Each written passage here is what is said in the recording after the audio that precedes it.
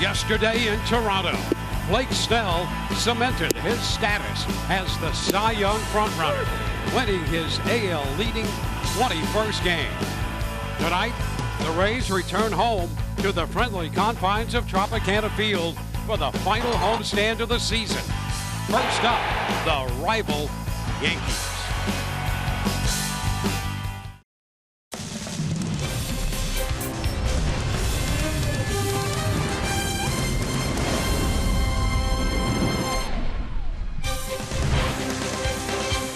Tonight, we welcome you to Tropicana Field.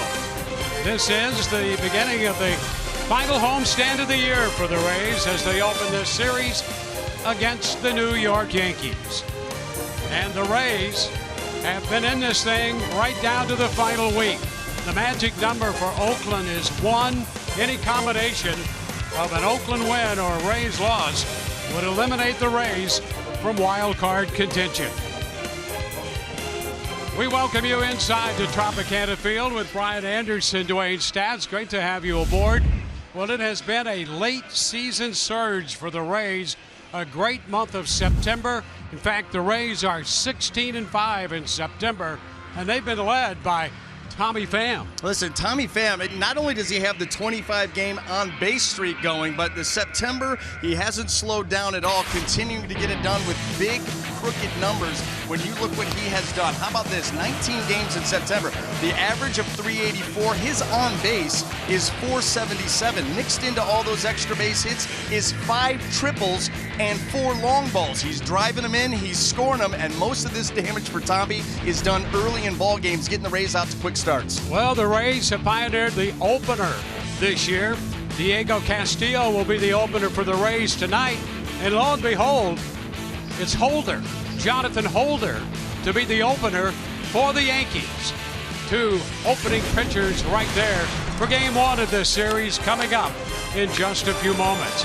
Great battle for Rookie of the Year in the American League. And when we come back, Michelle Margot explores the candidates.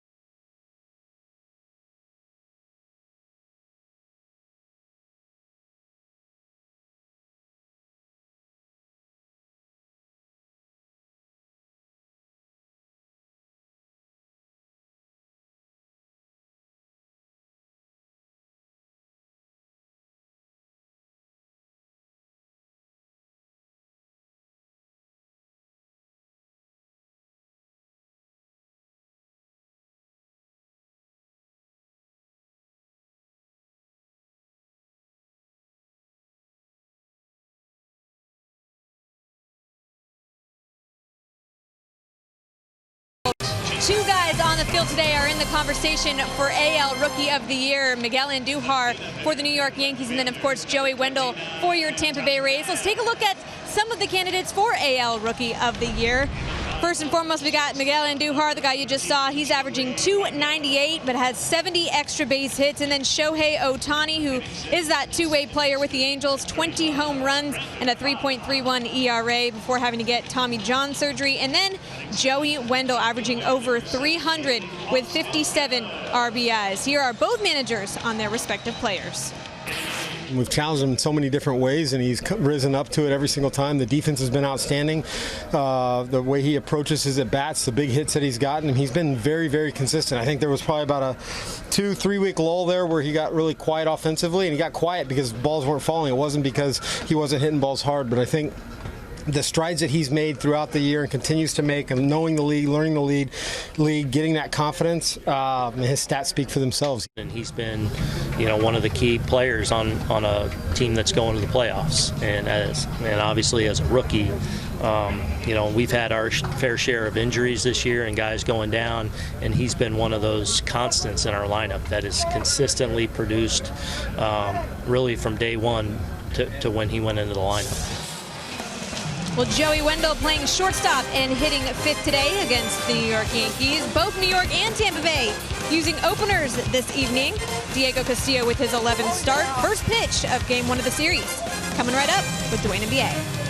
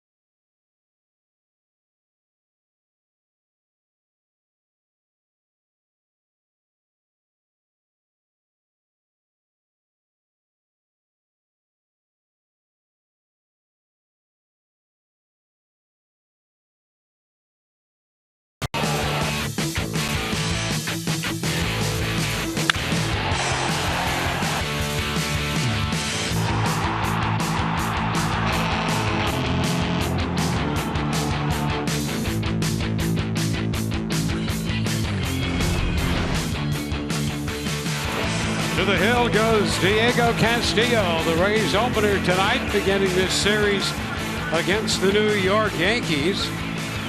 New York in for 4 games before the Rays wrap up the regular season, with the Toronto Blue Jays coming in following New York.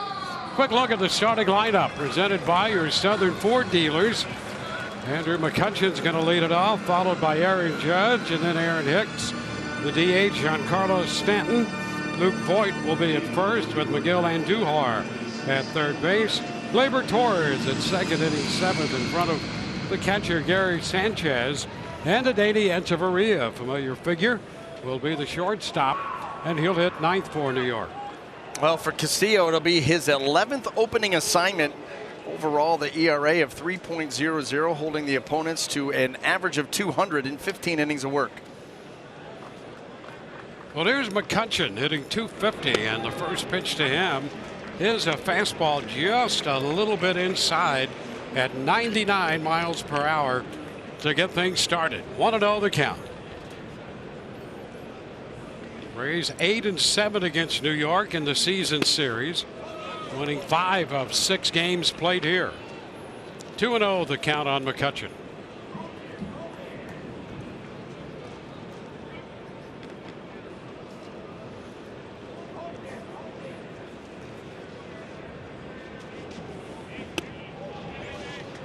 And a miss. It's going to make it 2-1. Well, the Yankees bringing in Andrew McCutcheon at a time where their outfield really was decimated by injuries. Judge was out. Hicks was banged up. A bit wide there. 3 balls and a strike. You do see that the big boy, 99, Aaron Judge, is back. And not a moment too soon, as this team has kind of waffled a little bit down the stretch. Now a strike. And the count is full. Well, the Yankees over their last 10 games as a team hitting just .236.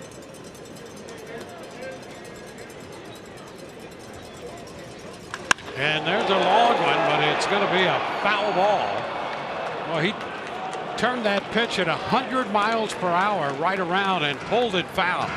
That just goes to show you that elite hitters at the big league level, they see enough of the hard stuff, and they're going to be able to get out in front of it. And so it's one after the other, 98, 99, 100. But eventually you're able to time that up. And strike 3 called. Well, if he hit that 100-mile-per-hour pitch that far foul, well, you go away from it. You drop this on it. That was just a tip there by McCutcheon. Set up perfectly here for the slider, and it didn't even need to be a good one. Just the change of speed locks up McCutcheon. On away, and here is Aaron Judge. He's hitting .278.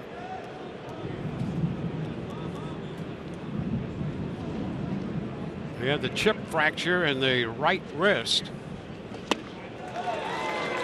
The fastball 101. Strike 1.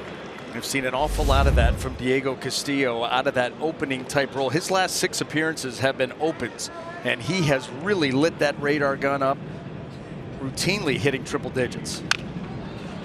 101 again, and it's fouled. Well, already the range 91 to 101, but almost everything hard. That fastball 98, 99, 100, 101. Can 91 be considered off speed? I mean, is that considered an off speed pitch when it's a 92-mile-an-hour slider? Well, you want separation, so you know, comparatively speaking, I guess so for Castillo. His off speed stuff is 91. I would have liked my heater to have been that. And here he's snapping off sliders. Special arm. There's a pop-up right side, and Bauers in foul territory handles that. Strikeout and a pop foul. 2 up, 2 down. Let's take a look at the Rays defense and see how it's going to line up here tonight. Brought to you by Golden Diamond Source. And in the outfield left to right, we've got Tommy Pham, Malik Smith, and Austin Meadows. And across that infield third to first, Matt Duffy, Joey Wendell, Brandon Lau, and Jake Bauers with Nick Schufo behind the plate. And there's Austin Meadows out there in right field for the Rays. Started the game Saturday in Toronto in right.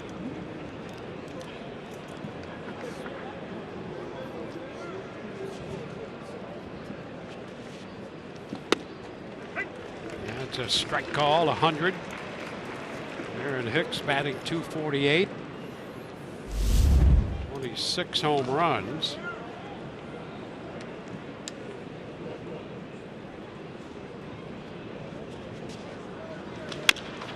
A tap to the right side, and Bowers takes care of that one unassisted. A 1-2-3 first for Castillo. No score.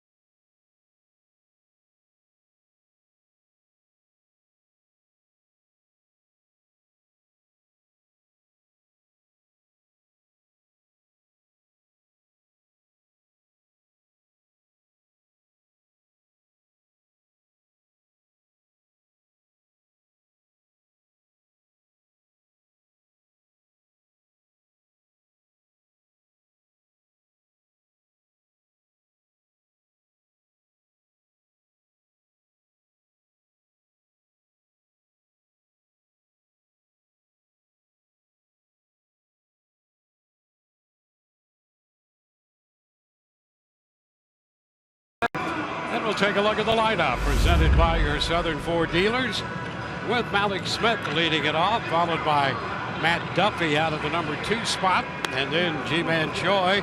Tommy Pham hits cleanup tonight. Joey Wendell at the shortstop spot, hitting 5th in front of Brandon Lau. Austin Meadows 7th with Jake Bowers 8th. Nick Schufel, the catcher, will hit 9th. Well, taking the mound tonight for the New York Yankees is going to be right-hander Jonathan Holder, and you can see on the season 57 games all out of the bullpen, but he will be opening this one up for the Yankees. 1-3, an ERA of under 3 at .297, 63 2/3 innings. Malik Smith, 10th in the league in hitting, starting play tonight at .299. Holder with a very good arm, and the first pitch is in there for a strike. He keeps it pretty simple too. Mostly fastball changeup to the left-handed hitters, fastball slider to the right-handed hitters, and he's a 1 to 2 inning guy. Sets up perfectly for what Boone is asking him to do here tonight. Pitch is popped up, shallow center, and Hicks is there to make the catch. Let's go ahead and set that Yankee defense for you. Brought to you by Gold and Diamond Source. In the outfield left to right, we've got Andrew McCutcheon, Aaron Hicks, and Aaron Judge. Across that infield, third to first, Miguel Andujar, old friend Danny Echeverria, Gleyber Torres, Luke Voigt, and Gary Sanchez behind the plate. Well, there's Danny Echeverria. The Yankees got him from the Pirates after he departed the Rays. Matt Duffy takes the pitch down and away. Duffy hitting .295.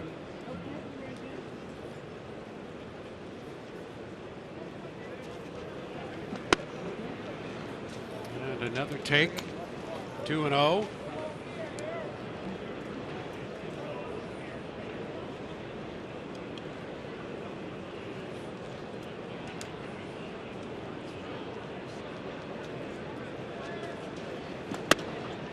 Another miss, this one wide. Fastball out there at 92.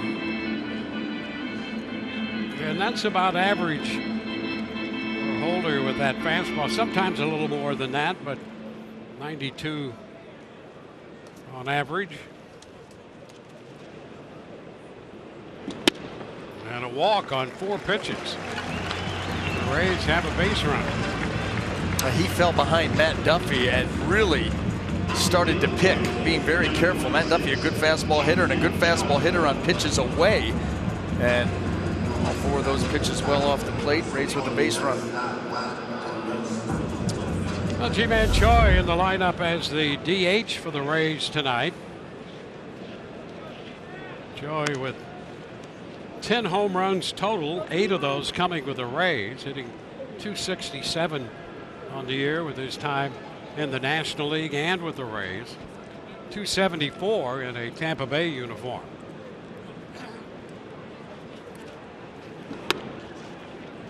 And an attempt at the breaking ball there, and it stays up and away. And we're getting some action in that Yankee bullpen. Left-hander Tarpley up.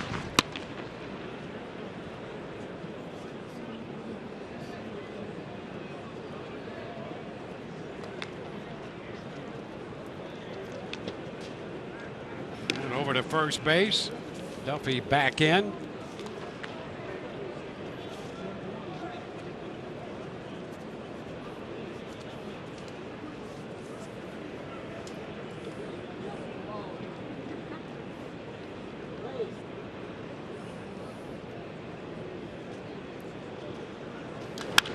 Popped up. It's going to be a foul ball and will drop over just in front of the dugout. Not a lot of effort there by Andujar to get to a ball where, you know, you saw him running over there and he had to go a long way, no question about it. But you're thinking this better end up in the stands. If this lands where it was catchable, not going to look real good. I mean, really throws it into. Yeah, as he hit the foul line, he decided in his own mind that was going to be out of play. Yep. And it fell just in front of the dugout. I mean, do we have to go back to the lessons that we've learned from Morris Buttermaker that you never assume? That's right. And for good reason. That's right. Right down the line. A great truism. I will get out the chalkboard and go through it. Go through the lesson. Now 2-1 on Choi.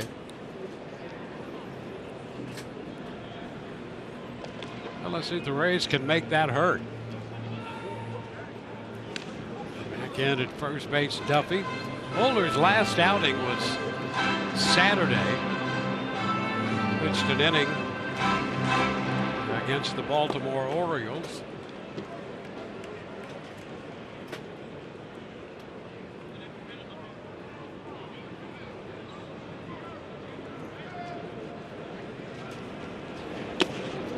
Now 3-1. Well, a good count here for Choi. You can start to eliminate pitches. You can see trouble finding the strike zone.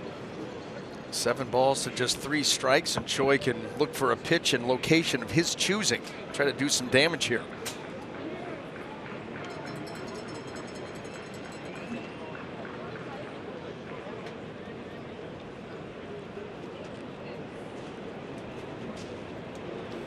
And there's ball 4. Back-to-back walks. The Holder's now missed on 8 of his last 9 pitches. Picking.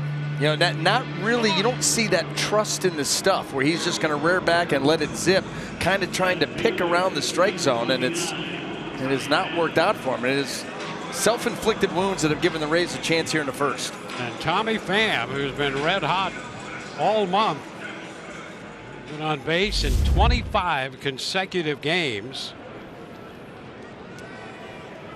273 overall, but with the Rays, Pham is hitting .347.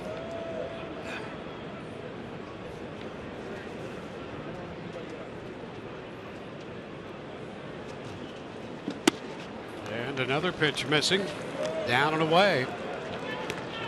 That's 9 out of 10. They're you know what? All these Rays hitters are watching this happen, so they are really keyholing right now, looking for one pitch in one spot. Going to force Holder back into the zone and not go after those fringy pitches.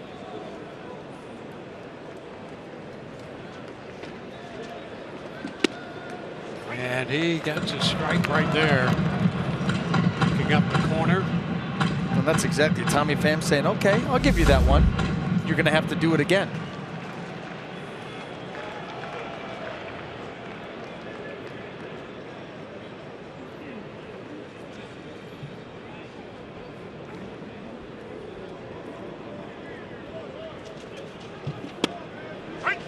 That's a strike at the knees. 1-2. Pham on 3 times in Toronto in the 5-2 win yesterday.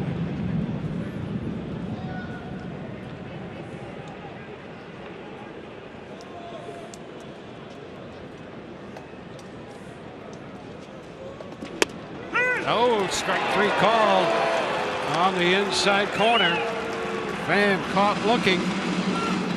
What a comeback by Holder. You know, all those misses and then 3 perfect pitches culminating in that right there. And they get the benefit of that very close pitch.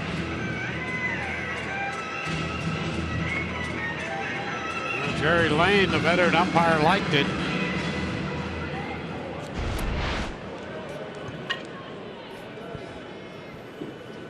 Now Joey Wendell with 2 men on and 2 men out.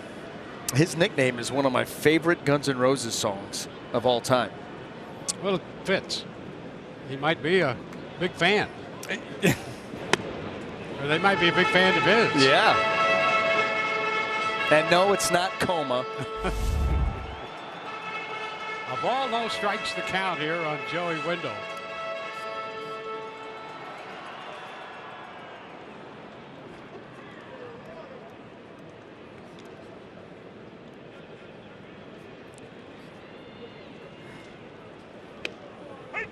There's a breaking ball that picked up the zone. 1 ball, 1 strike. Well, Joey Wendell is the 9th leading hitter in the American League, leading all American League rookies in hitting with an average of .301.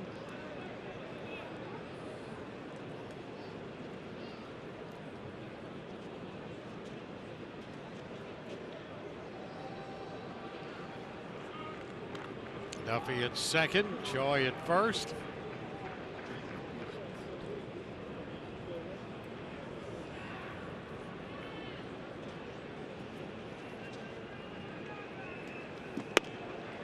And again, right out there on the corner, a fastball there.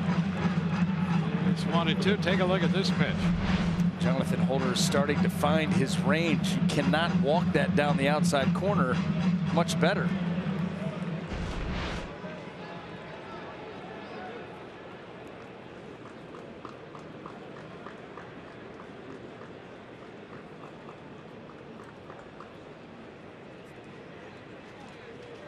That's a liner into right, but Judge is there to make the catch to retire the side. Rays lead 2, no score through 1.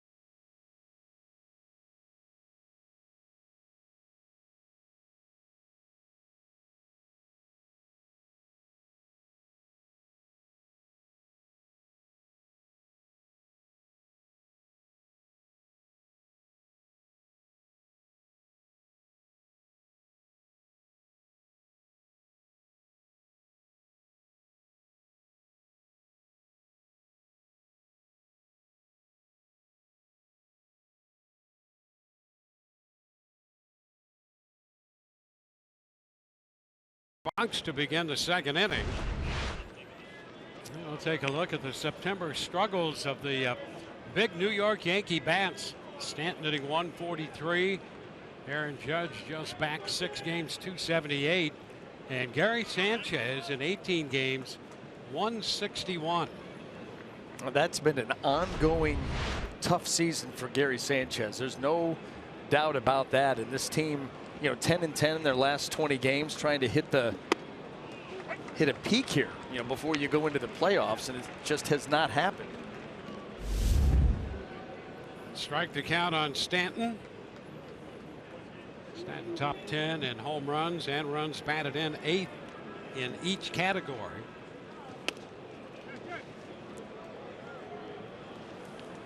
1-1 count.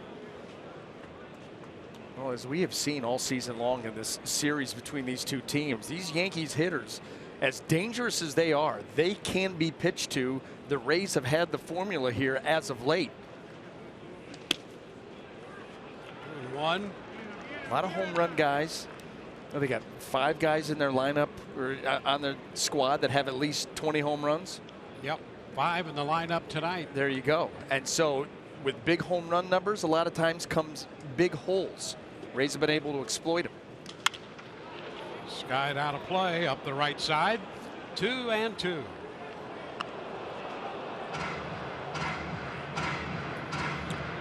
Well, a good job by Kyle Snyder leading this pitching staff, putting together the game plans. Boy, he's had a great year. Boy, has he ever. Really solidifying himself as one of the best in the game. 100 miles per hour down, off the plate in. 3-2. Like any good coach, he relates well to all of his pitchers. Different personalities. He's got to push different buttons with different guys. Good history with him. Prize pupil right there. Yeah.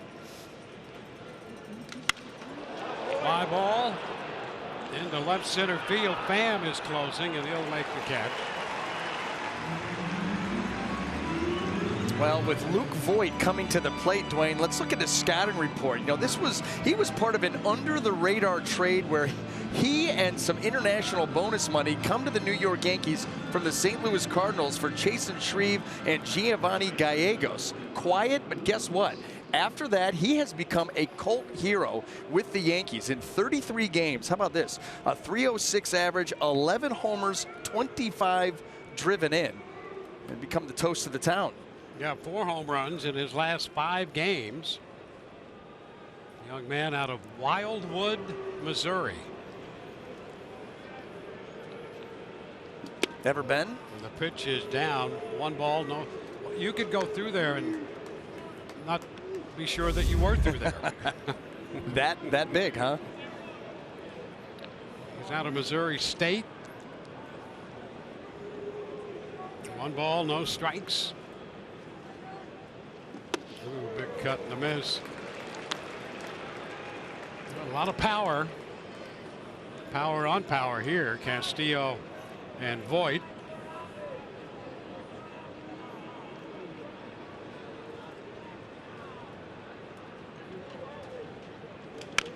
The tapper foul. Boy, those are really 2 gutsy and good fastballs by Castillo. A lot of these Yankee hitters, they like that fastball middle in where they can really let that front hip fly and try to lift. But Diego Castillo gets so much arm side movement that he can afford to go in there and try to tuck it under the swing. A little bit of that one. Cued off the end of the bat. Still 1-2.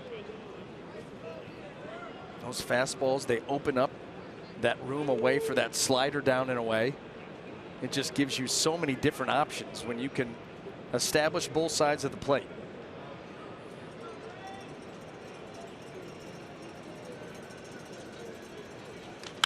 High popper.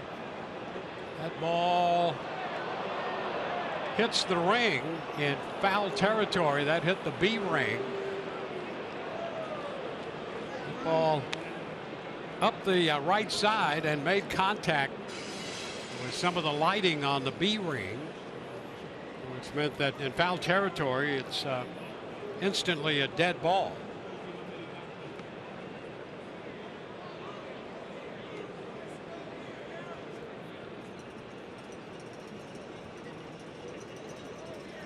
1-2 pitch again. And a cut and a miss. We got him with the cutter. Strikeout number 2 for Castillo. This pitch kind of stays out over the plate. Here it is. And you can see Voit just gets a little bit too big in the swing. A hittable breaking ball. But yeah, and you can see right there, not happy at all because he realized that he had a mistake. So 2 up, 2 down in the second. Here's Miguel Andujar.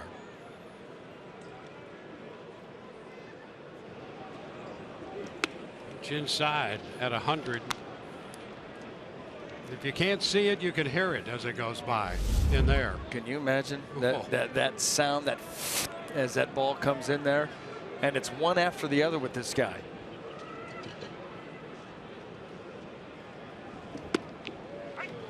Strike 1-1. Well, Andujar hitting .298, second behind Joey Wendell. Wendell starting the night at .301 and Andujar at .298.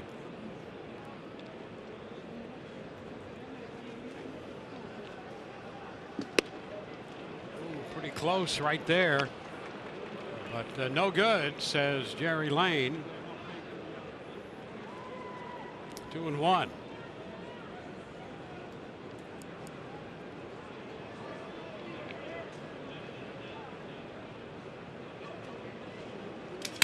Oh, in on the bat there. Here comes Wendell with the pickup, but no throw. Oh, he jammed Andujar, who placed it perfectly on the infield.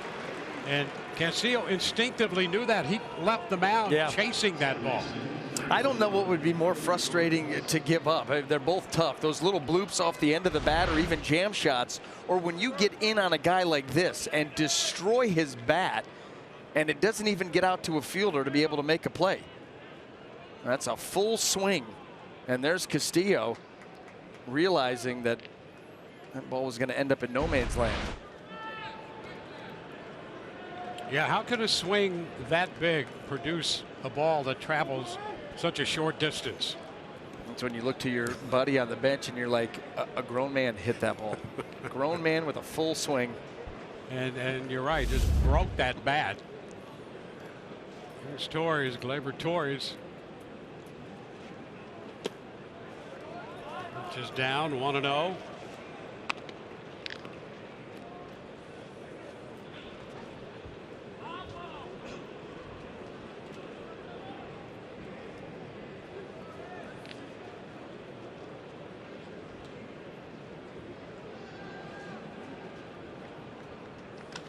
Ground ball, that's through the open right side. Meadows in to make the pickup. So Andujar goes to second, and Torres, with the infield shaded to the pull side, gets one through the open right side. Well, here it is, and they're trying to go in to try to get him to pull that into the teeth of the defense. It ends up away, and with Bowers holding the runner on, there's just no chance for anybody to get out there.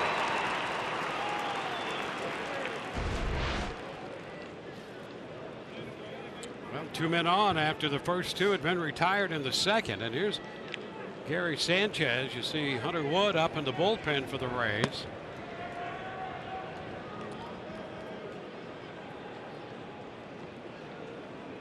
Sanchez hitting .182 for the year. This one skipping to the backstop, and now both men move into scoring position. Andujar from second to third, and Torres up to second on the wild pitch. Right now having some trouble with the release point. You remember he pulled that fastball that was supposed to be into Torres, and then this breaking ball, he gets way on the side of it and doesn't even give his catcher Shufo a chance.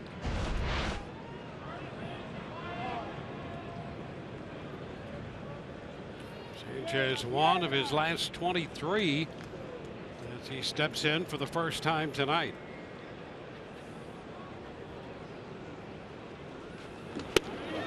Cut and a miss. 1-1. Well, the Yankees looking toward the postseason, and they desperately want to get Sanchez going. He's hit .161 for the month of September. Well, they've been trying to jumpstart him all season long. Had some injury issues. Now he takes a strike. 1-2.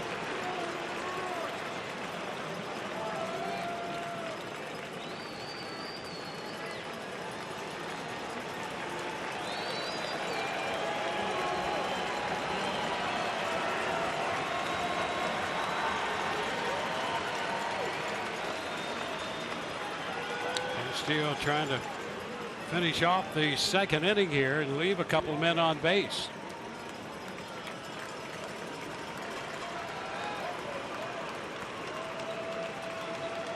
And a bouncer foul.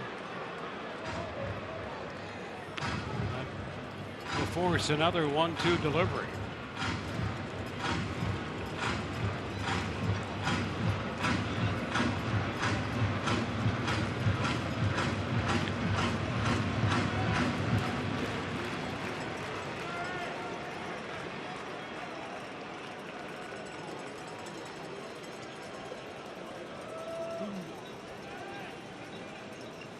And he gets him. Cut the miss. Breaking down and away. Sanchez out on strikes. 2 left for New York. Through an inning and a half. No score.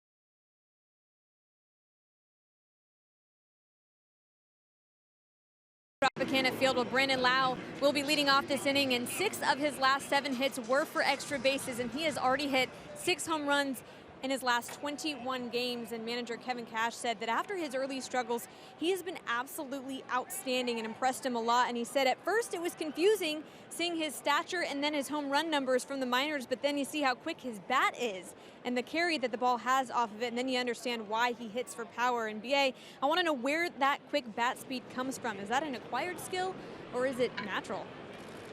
I think like anything else, I think it's probably a little bit of both. You know, you're kind of predispositioned to, to have some quick twitch muscles, but you work at it a lot. You set up yourself mechanically. You know, you think about pitchers with fast hands, and Brandon Lau does have a quick set of hands. Sits there rather comfortably, and he can get those things through the zone. Just watch how short he is to the baseball. And just no wasted movement. Those hands, a slight load, and then boom, they are directly to the baseball. He doesn't waste any movement.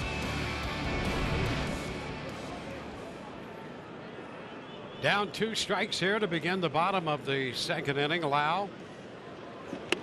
And he waves and misses against Tarpley. They've come back with the left-hander here, and Lau is out on strikes. Now Stephen Tarpley, he's had a few innings here. You can see with the Yankees, his 7th overall game, 5 total innings of work. But you look at his numbers down in the minor leagues. He had a 1.26 earned run average, in 19 games down in AA Trenton, and then in AAA Scranton had a 265 in 17 games. So has had quite a bit of success this season in the minor leagues. There's Austin Meadows, another left-handed hitter in here against the lefty. Meadows overall 294 combined with Pittsburgh and the Rays.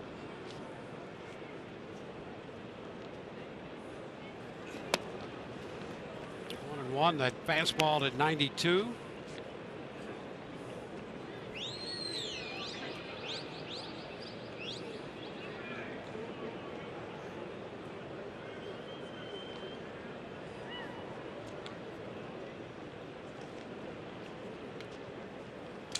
Broken bat and a roller to the second baseman Torres. Barreled into the bat about halfway between the mound and first, and Meadows is the second out.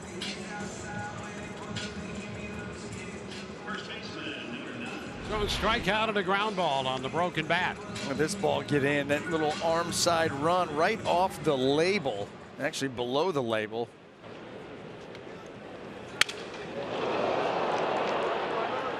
We've seen these a couple of pitches get in on guys. The Andujar, his actually went for a base hit, and that one to Austin Meadows. Guys not afraid to pitch in. Now Jake Bowers. The Rays with a run of left-handed hitters here at the bottom part of the order. And Tarpley gets a strike and the jump on Bowers.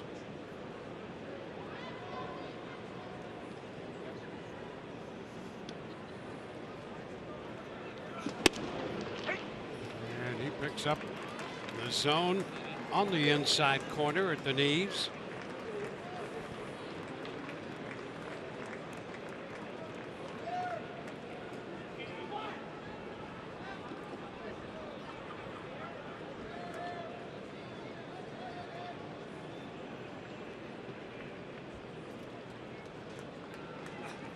Wide. Tarpley originally signed by the Baltimore Orioles. Wound up in a deal a few years ago with Pittsburgh, and from the Pirates he went to the Yankees.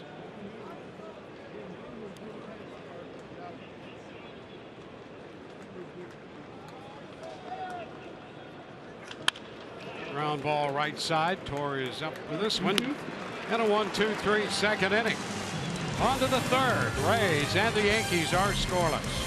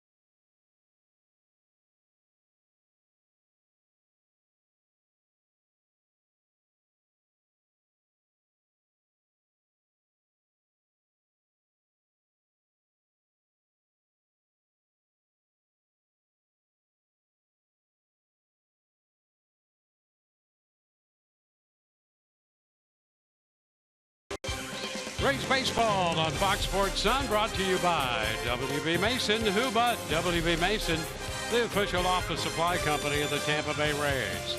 By Publix, where shopping is a pleasure. And by Geico, 15 minutes could save you 15% or more on car insurance. No score. We go to the third with the Yankees sending Manfred to the plate against Hunter Wood on for the 25th time after 2 innings from Diego Castillo tonight. Echeverria fouls that one out of play. Well, the Yankees suffering a significant loss. Didi Gregorius suffered a torn cartilage in his right wrist. There's a liner, and Malik Smith is there in center. Echeverria is out of there. Take a look at that head-first slide by Gregorius.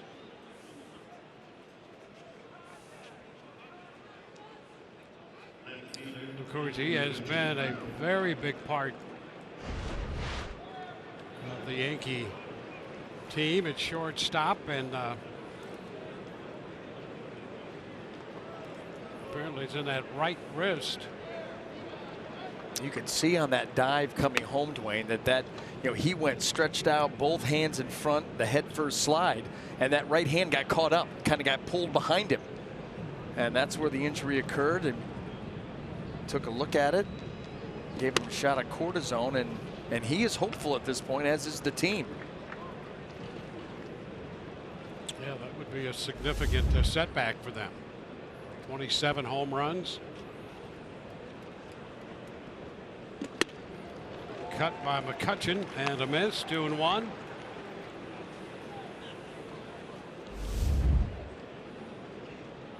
Well, McCutchen coming over from the San Francisco Giants. That's a strike. 2-2.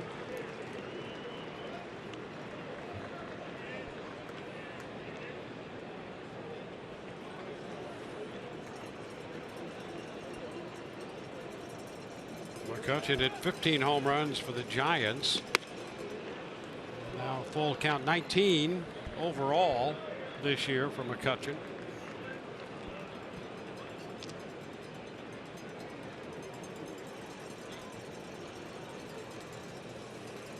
The MVP award in the National League in 2013. He drives this one down the line, and that is fair and gone.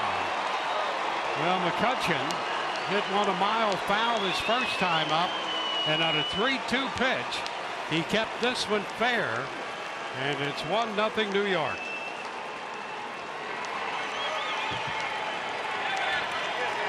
Dwayne, he ended up just sitting on the fastball, selling out for Hunter Wood's heater in that full count. This is what you talk about, looking for one pitch, one spot, and he just got the barrel out. This one he kept fair.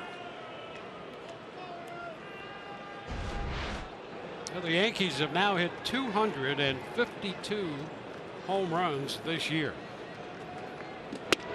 Aaron Judge takes the pitch for a strike. Boy, a significant lead over Major League Baseball in that category. Such a powerful team. 1-1. Well, it's a franchise single season home run record. There have been 6 teams in Major League history hit as many as 250. Wow. Well, I guess when you're rolling out Stanton and Judge, and you start to look at, even Gregorius with 27, everybody chipping in. They've got 12 different guys that have gotten into double digits in home runs. 12. It's almost every position player you could have. Well, they're on a pace to hit 262 coming into this game tonight. 97 Mariners hit 264.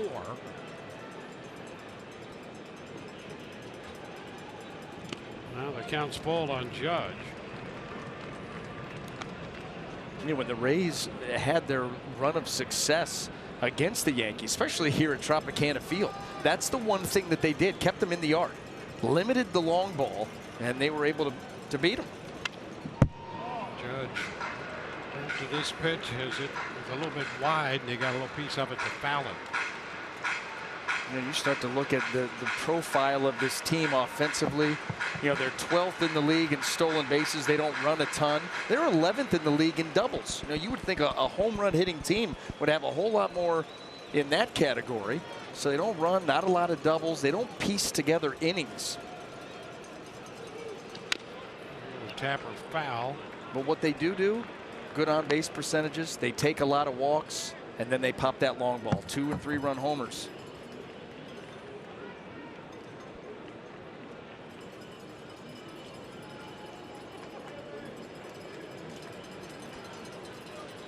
That's Sonny Gray up in the bullpen there. And the pitch to Judge is high. So he draws the walk after the home run by McCutchen.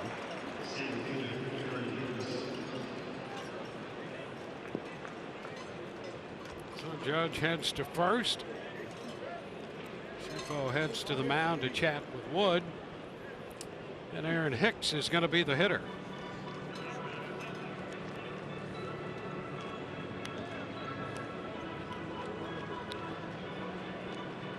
Well, Hicks has 26 home runs.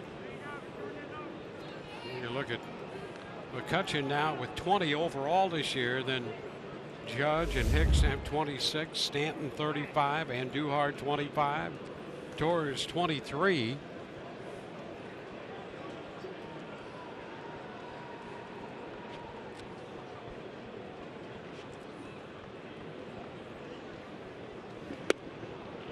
That's a strike.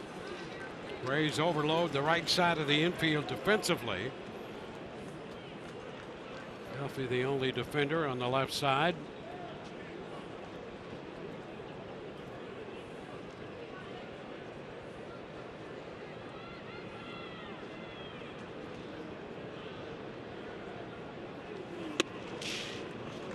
It's a ball and a strike.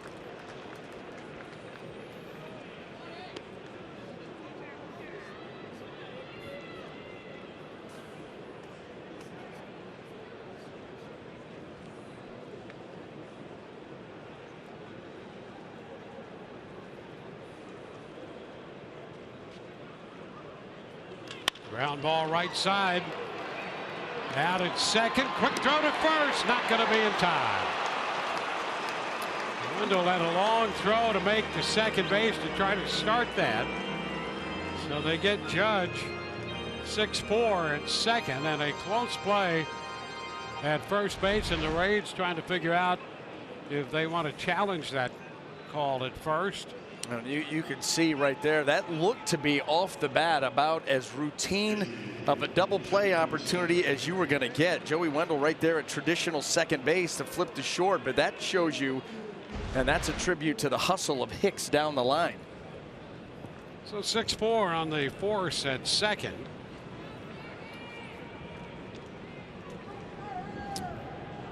Man on, 2 gone. Here's Giancarlo Stanton. Pitch is down.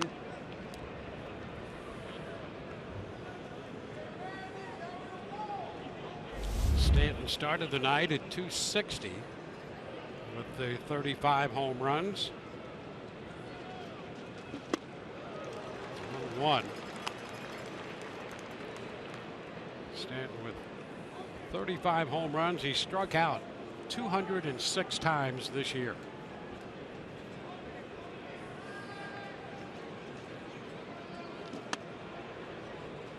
2-1.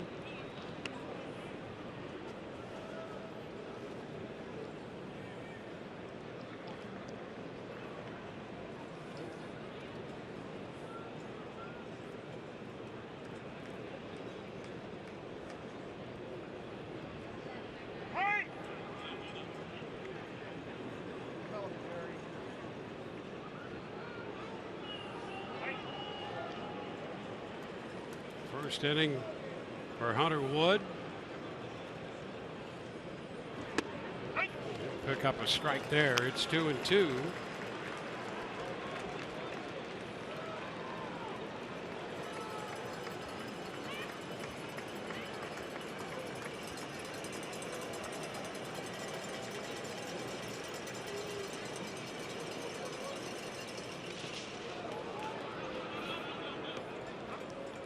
Shufo keeping that ball out in front. And the count is full.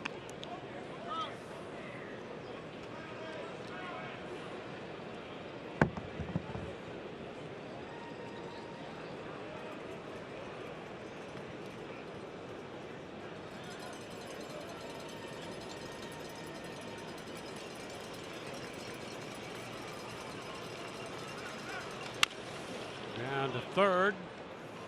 And the long throw by Duffy is in time. 1 run on the McCutcheon home run. On to the bottom of inning 3, 1-0 New York.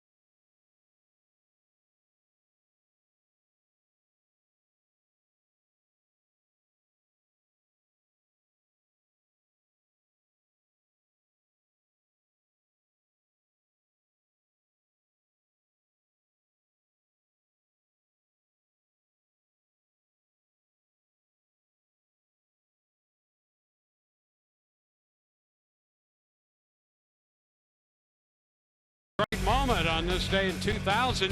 Travis Harper, the pride of West Virginia, picking up his first major league win in his 5th game as he tosses a 2-hit shutout against the Toronto Blue Jays.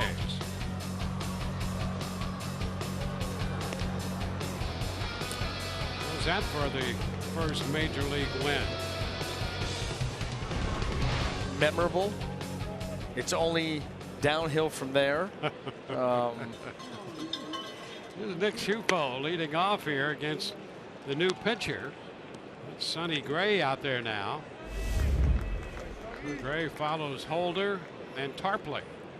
He was removed from the starting rotation after his start on August the 1st. He's made a couple of spot starts since, but mostly out of the bullpen over the last month and a half. So they're doing a little experimentation of their own here with the opener, Holder, followed by Tarpley, and now here's Sonny Gray.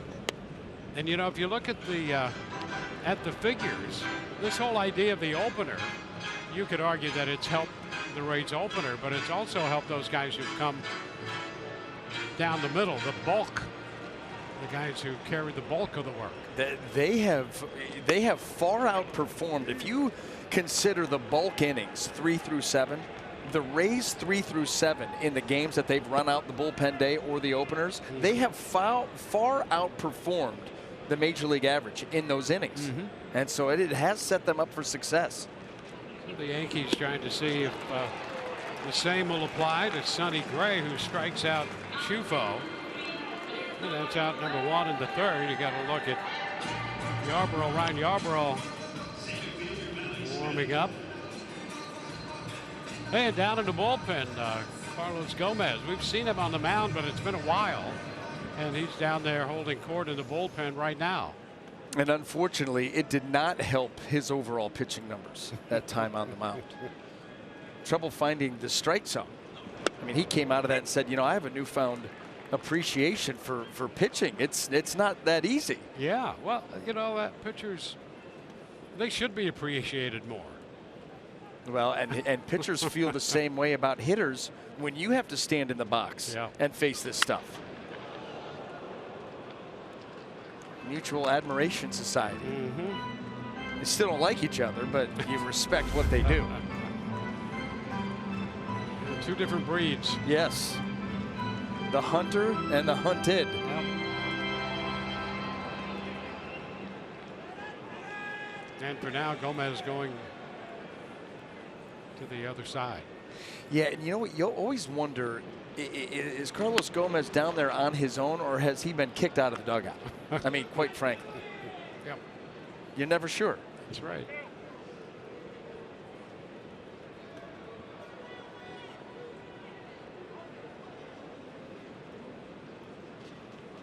It's pretty mundane in the dugout right now. He's not there. Yeah, that's right. The 2-2 count on Malik Smith. Look at that, how he's enjoying the game. Peaceful. Everybody's focused on the game.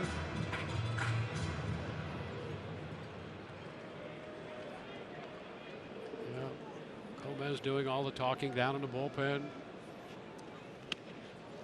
It's going to be full on Malik Smith. You go back to that camera shot in a few minutes and you may see some feet dangling by Carlos Gomez's head.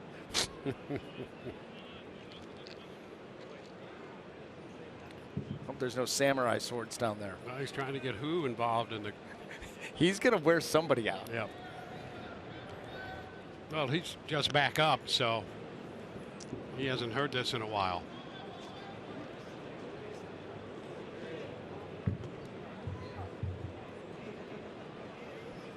One out, full count to Malik Smith.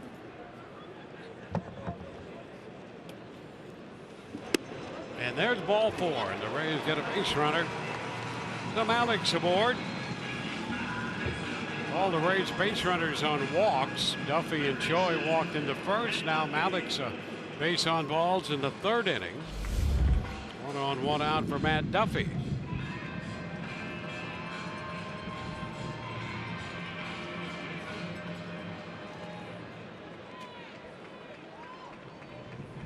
Malik's 2nd in the league in steals with 36.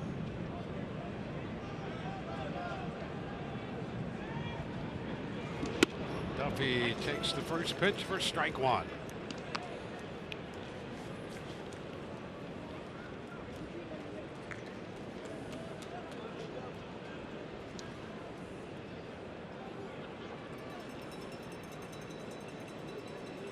Duffy 1 of 6 in his career against Gray. That was a home run, that one hit. Check on Malik's.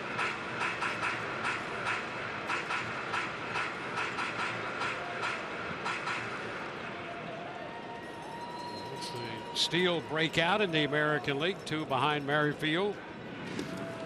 Oh, and now he throws it away. Malik's on his way to 2nd and decides to hang on. Well, the low peg over there from Gray, and the Rays have a man in scoring position. And that was not that bad of a throw. Actually, a good throw by Gray right down there on the bag. It's just Luke Voigt is not able to come up with it. That is not a bad throw. In fact, that's a really good throw, and you almost have a chance to get him. Yeah, you're right. They've given the error to Gray. But we'll see if they decide to change it. You would certainly hope so after you look at that replay. That was a throw right on the money. Yeah, it's going to be an error on the first baseman now after watching the replay. 2nd error charged to Voigt this year.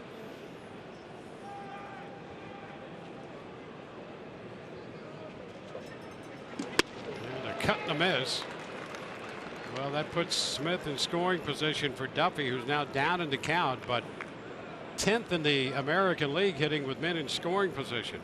Coming in tonight batting .325 with runners in scoring position.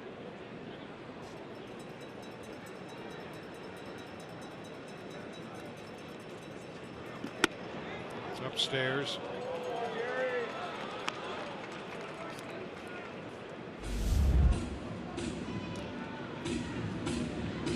Breakout there with men in scoring position. Pretty Good sample size, 39 for 120.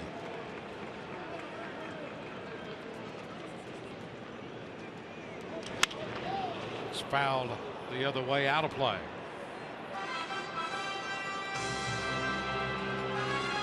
Well, New York got a run in the top of the third on the McCutcheon home run.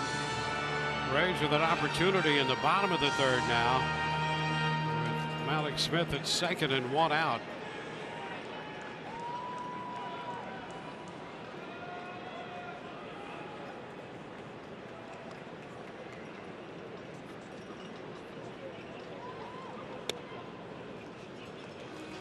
It's too low.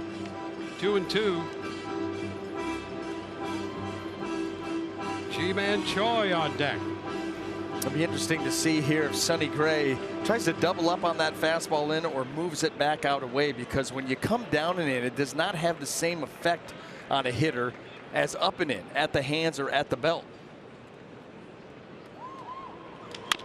And a chopper left side, and Duhar with the throw to first in time, and over to third goes Smith. Well, that was a slow developing play on the Yankees end, and Matt Duffy almost able to sneak in there.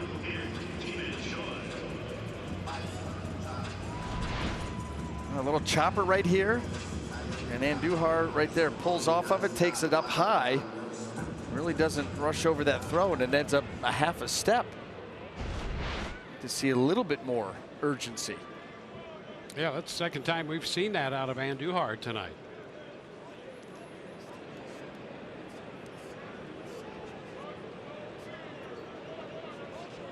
Here's Joy. Takes a pitch down. Ball, no strikes.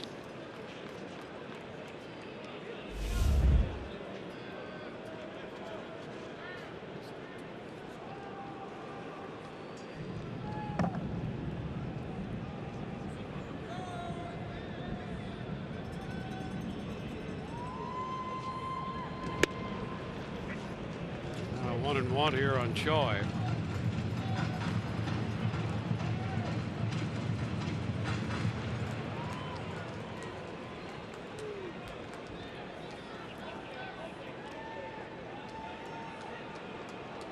Alex bluffing a start down the line from third. Fastball up and in to Choi. 2-1.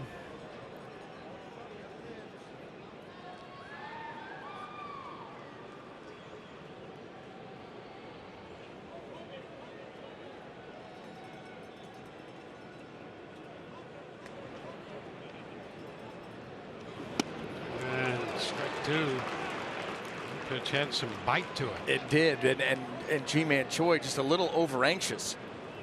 You know, you've got a count in your favor. You want to pull the trigger and watch this thing take off. Had some cut to it. Ends up almost behind him.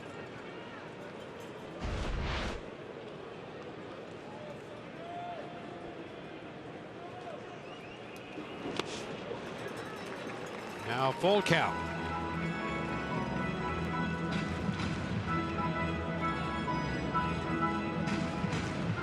Tommy Pham is on deck, hoping to get a chance to bat here in the third.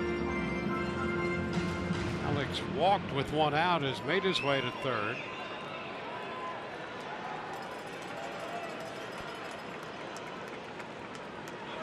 A little bounding ball down to third base, and Duhar from the side makes the throw to first. Rays leave a man. We're through three. It's 1-0 New York.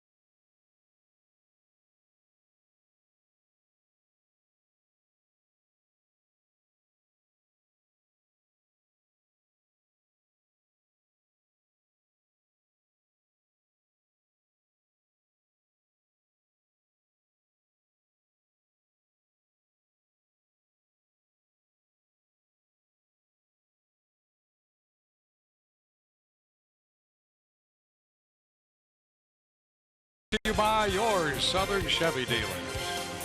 By Elder Auto Furniture, a different kind of furniture store for over 50 years. And by your local Ford dealers.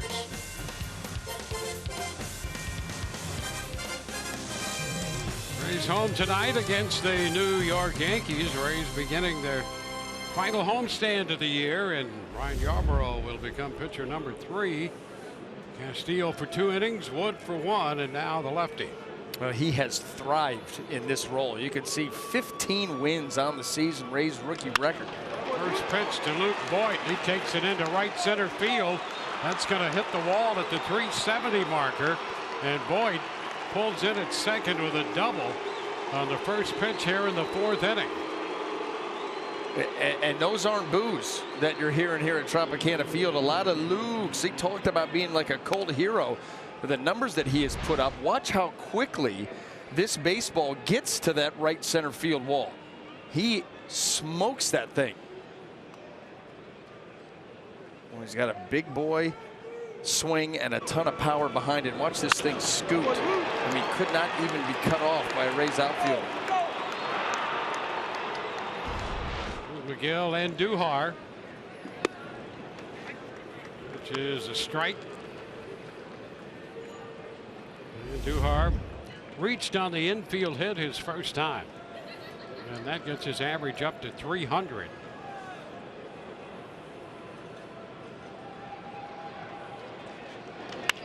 Back to the mound, a check of the runner, and Yarbrough's toss to Bowers takes care of Andujar. Still 1 away. Well, isn't it interesting how sometimes fate and the role that it plays, you know, if according to plan that the Yankees had coming into the season, Brandon Drury's their 3rd baseman, and they don't have a spot for Andujar. And then early season migraines forced Drury out of the lineup onto the DL. All of a sudden, here comes Andujar. He might win Rookie of the Year. They traded Brandon Drury. Yep. After a while, said, look, you don't have a spot anymore. And who knows how different the year would have ended up for the Yankees and for Andujar if that doesn't happen. Here's Torres hitting one back into left. Pham will go back in front of the track to make the catch. And Torres is out number 2. Boy, Luke Voigt went back to tag up, and then, you know, his foot was on top of that bag, and he went to push off, and it slipped right off. And that's what he's. Watch this. As he goes back there to tag up on that deep fly ball, he's thinking about going to third and testing Pham. Watch the foot slip across the top of the bag, and now you can't push off.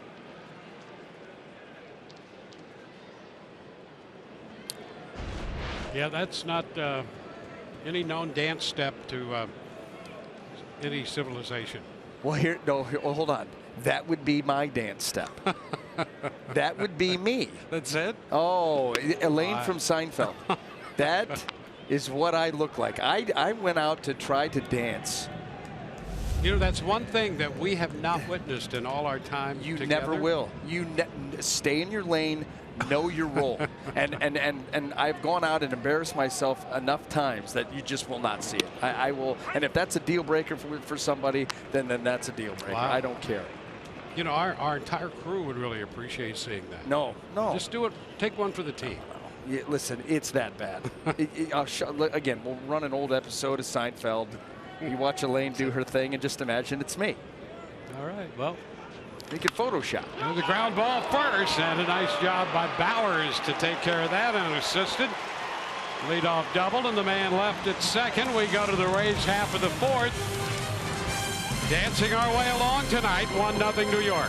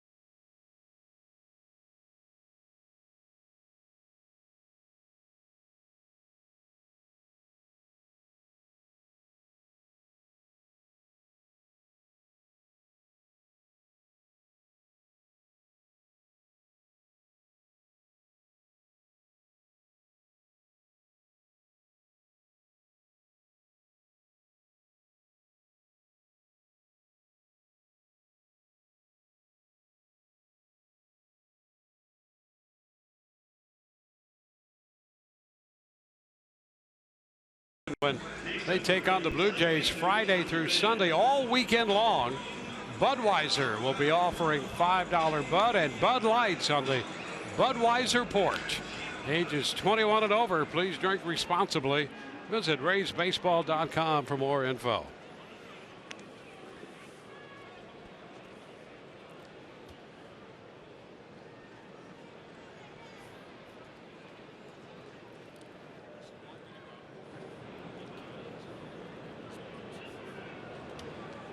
Tommy Pham's going to open the bottom of the fourth in a 1-0 game, and there's a shot down the left field line toward the corner. That's fair off the bottom of the short wall, and Pham is in at second with the double. His 17th double, and it opens the bottom of the fourth inning, and instantly the Rays have a scoring opportunity. Once again, early in a ball game, second at bat, a hanging curveball, and he just ropes it. I mean, right now, anything that is missed out over the plate, Tommy Pham is hammering. That's now 26 games in a row on base streak. 25 of the 26 he's hit safely. He had one game he didn't have any hits, took a walk.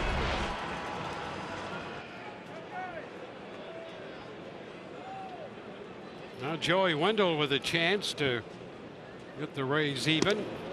And a swing and a miss. The ball gets away from Sanchez. And over to third base goes Pham. Now a man at third with nobody out. Well, let's see how far this is away from Gary Sanchez. It looked like it was, well, just a cross-up is what that was. You could see the wobble of the glove, that there was a cross-up there. Now remember, Tommy Pham out at second base, so the signs are going to change.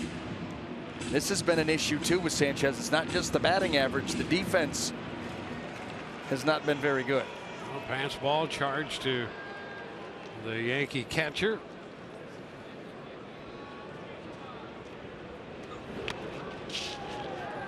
Pitch is down. 1-1. Brett Gardner, he's taken over in center field now. Hicks had started out there.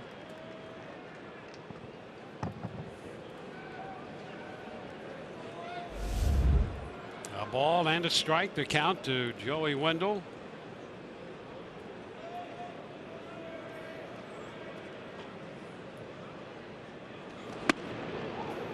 It's too tight. 2-1.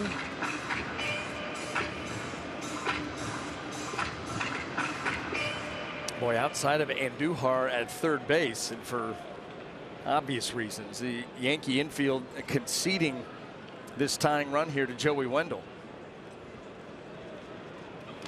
A little ground ball to first, backhanded, and now the throw to first, safe. Voit backhanded, looked toward the plate and wound up taking too long. And by the time he fed it to Gray, the hustling Joey Wendle was safely aboard at first. Boy, just a bad overall read by Luke Voit. He charges this chopper. Tommy Pham not going on contact, and Luke Voit assumed that he was. He scoops and then is ready to make that throw. Too late at that point. And that's all because, again, the hustle of Joey Wendle, the rest of these Rays, the way that they run up the line. So the Rays now have men at first and third and nobody out. Wendle gets an infield hit. You know, it's very rare anymore, especially when you're conceding the run, that guys don't go on contact. It used to be the third base coach tell you either you're going to see it through or you're going on contact. And when you have the infield pulled back, I mean, Miguel Andujar was even with the bag. Everybody else was at their normal position. Ball off the bat, you assume, obviously, he's going on contact and I'm going to have a chance. And by the time you realize he's not going, the whole play is thrown off. And now here's a situation where the Rays are looking for contact out of Brandon Lau. 1 strike count on him. Wendle back in at first.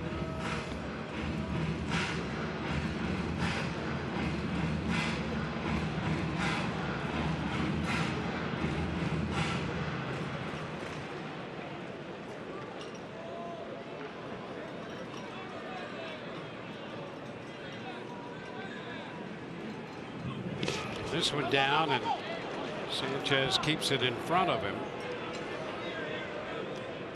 1-1 count.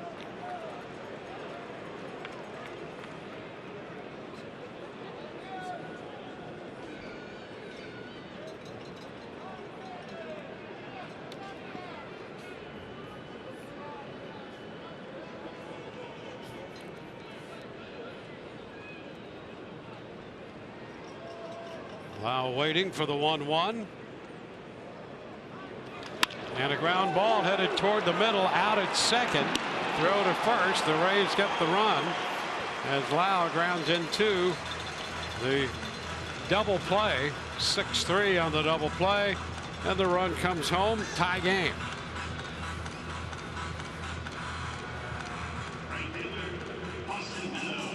Pham, who opened with a double, moved to third on the pass ball, scores. You know, Pham, we mentioned that 26 game on base streak now. He now has a new hitting streak, 8 games, and he is 14 out of 29 for his latest hitting streak. I mean, he continues just to be red hot. He's on base all the time. Yeah, and it's not like the one hit a night. You 14 out of 29. That's almost 500. Yep. Now Austin Meadows is ahead in the count, 2-0.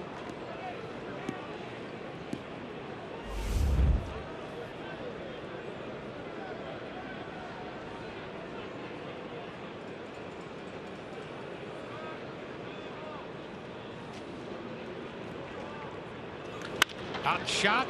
Oh, just foul back of first. Jordan Baker on the call. Meadows came into the game hitting .294 with both Pittsburgh and the Rays. But after a good run, hitting .344 in 27 games at AAA Durham, in the aftermath of the trade made by the Rays with Pittsburgh.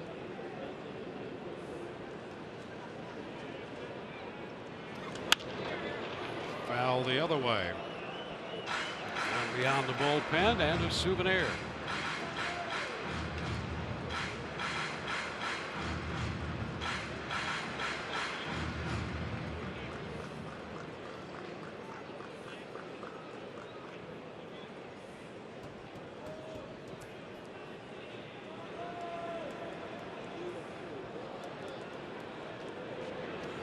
Two, and that pitch is down. 3-2. A lot of folks having fun here at the ballpark tonight. You're down to the last week. Yep. It's time to come out. Good matchup here. Yankees Rays. So put your festive moment. Put your hat on and come on down. Yeah. 3-2. A cut to miss on the fastball. So Meadows is out. The Rays get a run. We're tied 1-1 through 4.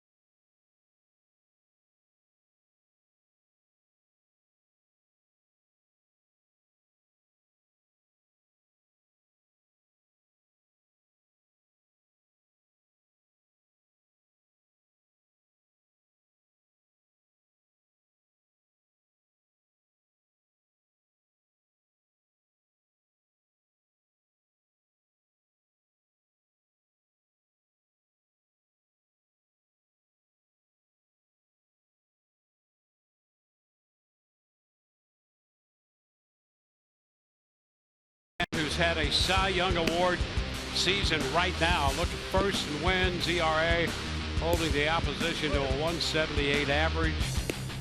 And he will not promote himself, and you have to respect that. I mean, he's focused on his next start. Really doesn't even want to talk about his chances of winning the Cy Young. But there are plenty of other people who are talking about it. And I'll tell you, he has to be the odds-on favorite. Echeverria sends an 0-1 pitch into center field, and Malik Smith is there. And I'll tell you, he picked up a great endorsement from that fellow right there, David Cohn, who won the Cy Young Award in 1994. So from a guy who has won that award, it's his opinion that Blake Snell should win it, and that is a heavy-duty endorsement. And I don't think that the vote should be as close as people think it's going to be, and it might not even go Blake's way.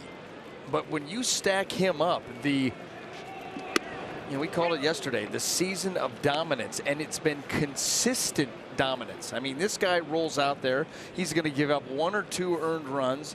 He's going to pull home a win. What is it, last 9 or 10 starts now? I guess it's 9 at this point. 9 straight starts. He's won them all. Yep. Giving up nothing. And 1 start left. Now 1 and 2 on McCutchen.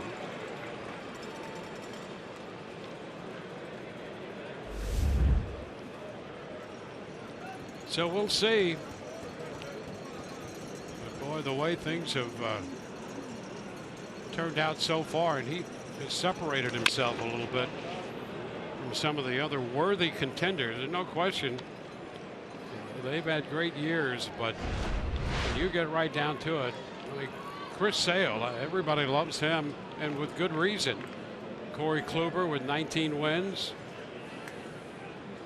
A great pitcher nonetheless. No question about that. But when you look at the year Blake Snell has had, he's got to top that list. How about this? Dwayne? Since May 18th, second month of the season, May 18th, 21 starts. He is 17-2 with a 1.38 since the middle of May. Yeah. That's incredible. Yeah. I mean, incredible. 138. Yeah. How do you lose 2 games? Yeah. And how do you not vote for him? Right. More importantly.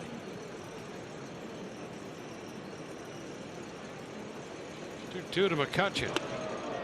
And Yarbrough looking for that call, didn't get it, and the count is full. Yarbrough came on in the 4th, gave up a double to Voigt, then got the next 3. Echeverria has gone out to center, now dealing with the top of the order, and Aaron Judge on deck. Fly ball center field. Alex Smith is there. So 2 up, 2 down in the 5th.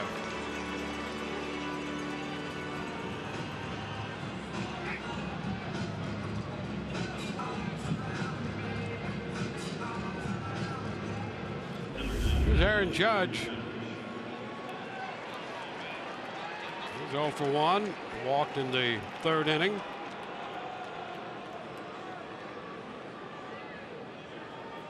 Gomez back in the dugout to stir the pot there.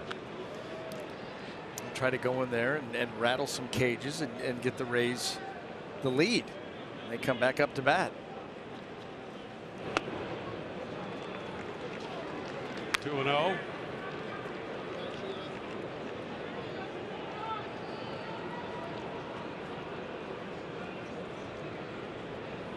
It's been Castillo, Wood, and Yarbrough for the Rays. Holder, Tarpley, and Gray.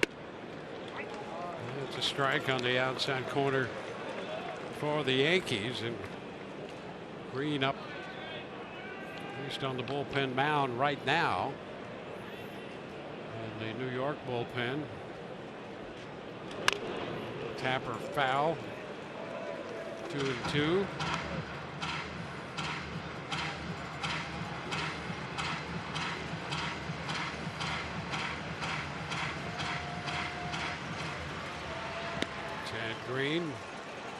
Posting down there along the left field side.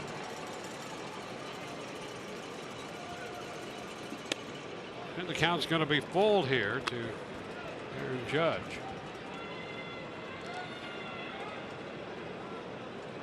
It's Brett Gardner on deck. He replaced Hicks in center field.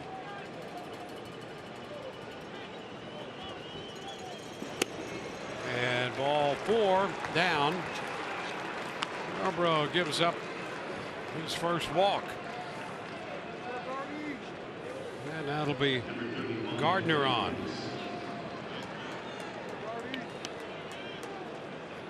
So this will be Gardner's first plate appearance.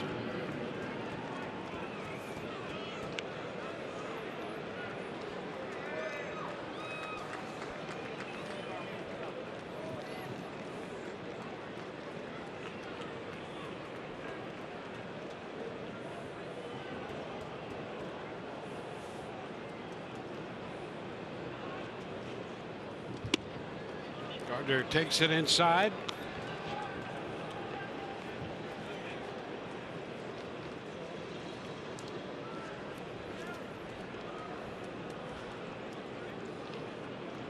Gardner hitting .236, 12 homers and 43 runs batted in. And this ball pops away from Shufo. That's going to go to the backstop. And Judge moves up to second base. 2-0 to Gardner. And Judge on the pass ball now in scoring position. Unfortunate turn of events here. That's a fastball right down the middle. The glove just doesn't get up in time, and it's off the thumb. You could see Nick Shufo trying to frame that pitch, assuming that ball had made it into the pocket. Not the case.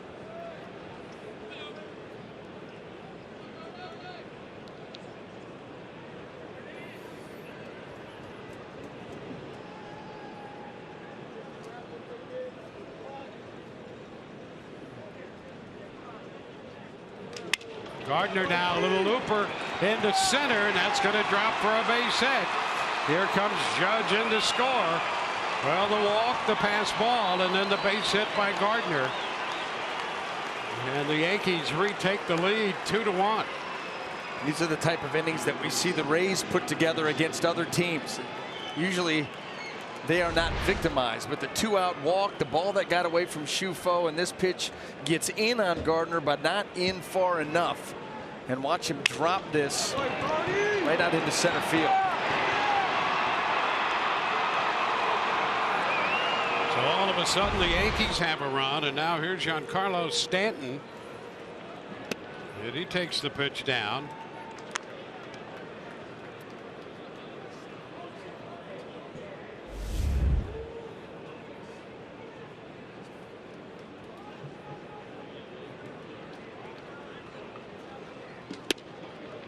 That's a strike on the corner, 1-1.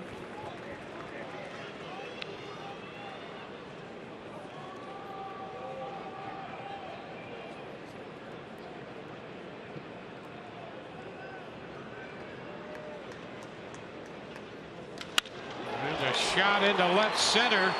That ball will one hop the wall. Gardner's hitting third. They're going to wave him around. Throw to the plate's not going to be in time. Now down to third, out there, but a run scores. Gardner scores from first. Stanton on a double is cut down at third, but the Yankees scored 2, and they make it a 3-1 game.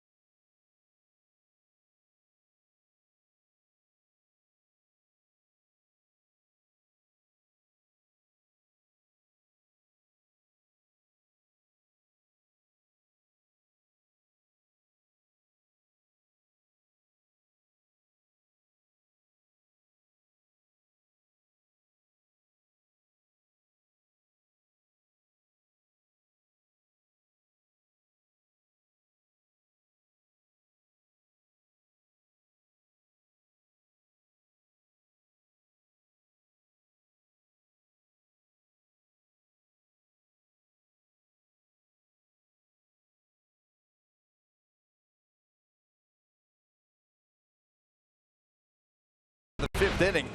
And you see Yarbrough here comes with the changeup, and Stanton is able to get out and around it to show you the kind of power that he has. A missile out to deep left center. And then Tommy Pham in here to Joey Wendell. That throw skips a little bit and is up the line. That's why you can't get Gardner, but Schufo alertly gets that throw down to Duffy, and they get Stanton trying to get over to third.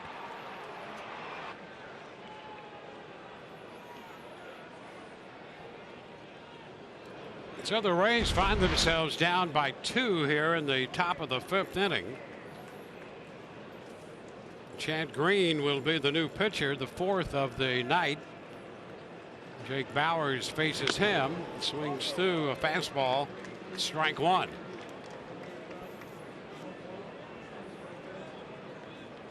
Sonny Gray worked 2 innings, gave up a couple hits and a run. And he becomes a pitcher of record for New York. Bauers down 2 strikes.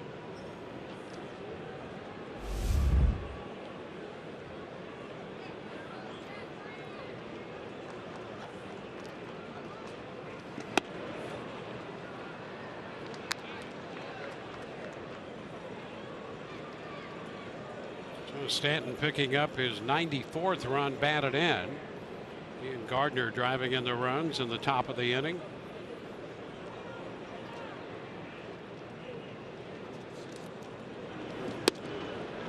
And strike 3 called. So Bauers caught looking. First man to face Green retired. Well, that's the one thing that Green can do, is run up huge strikeout numbers. That's now 89 and 72 plus innings. He got into coming out of the Yankees bullpen a season ago, got into triple digits in strikeouts. Here's Nick Schufo. He takes a strike. Holder for an inning, Tarpley for an inning, Gray for 2, and now Chad Green.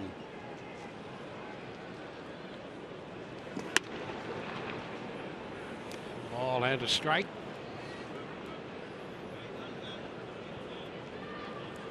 Diego Castillo started for the Rays as the opener. Gave them 2 scoreless innings. 1-2. Wood gave up a run in 1 inning, and Yarbrough, with a couple innings in tonight, has been charged with 2.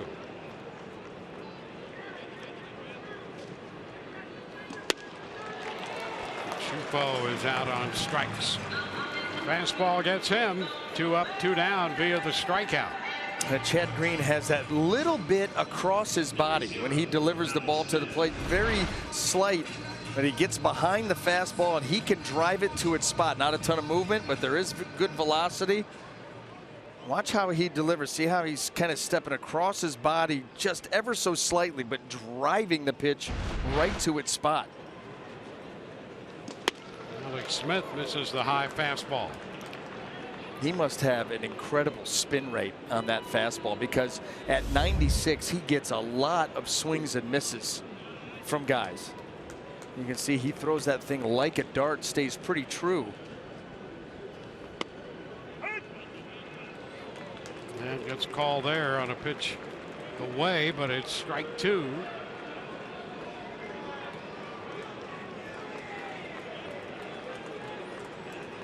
Green on the verge of striking out the side. And he does. A cut to miss. Fastball in at 96. We're going to go into the 6th inning. 3-1 New York.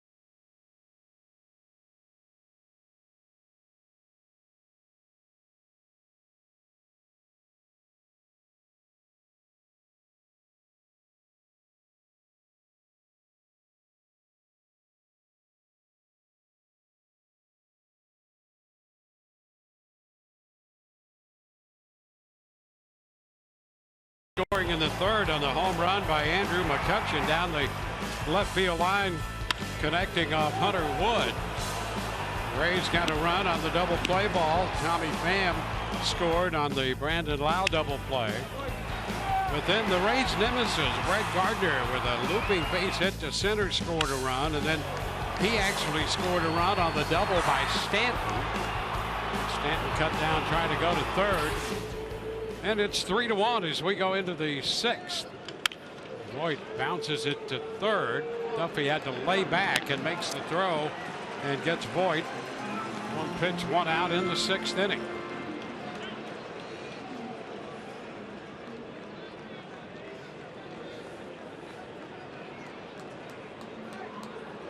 And McGill and Duhar will step in.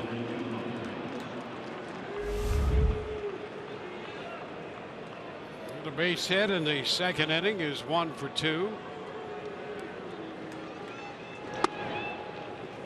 It's one a little high, 1 ball, no strikes.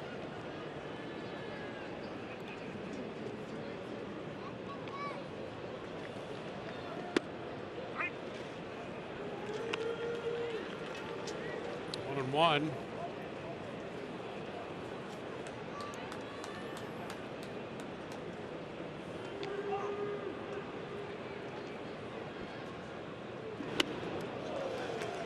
Two. That's that cutter. And Yarbrough has a very good cutter.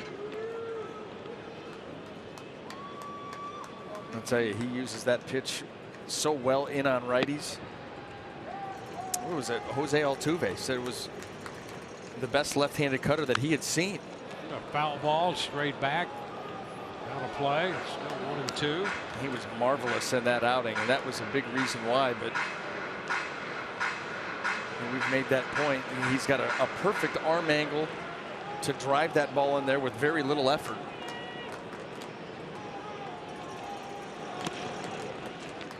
This one away, 2 and 2. See the way that Andujar was leaning at there, that pitch that was down and away and soft. That's what Yarbrough is trying to do, to get you leaning, to get you off balance. Cannot straight up overpower you, but he can get you out of sync, out of rhythm. That's fouled into the screen. Fastball up and away.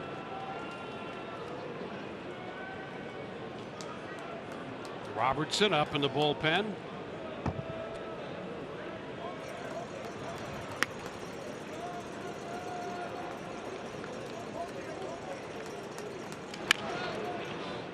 And again, the pitch in this time. He's moved One it all side of over the plate, then the other. Yeah, I mean, that's the way that he has to pitch. That's the way that he does pitch, and that's why he's been so successful in his role. Change speeds, both sides of the plate. Kind of a throwback.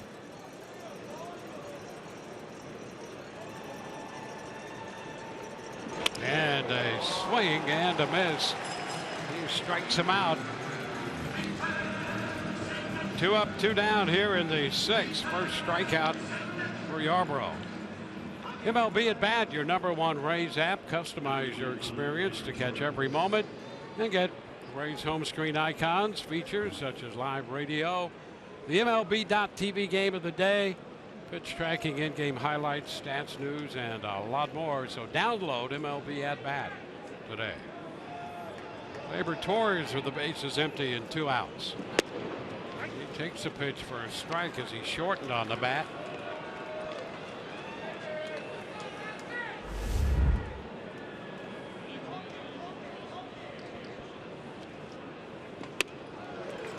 Two. And then that cutter in. You know, that pitch is starting out on the plate as these hitters start their swing, and then that really is taken off in and underneath the swing.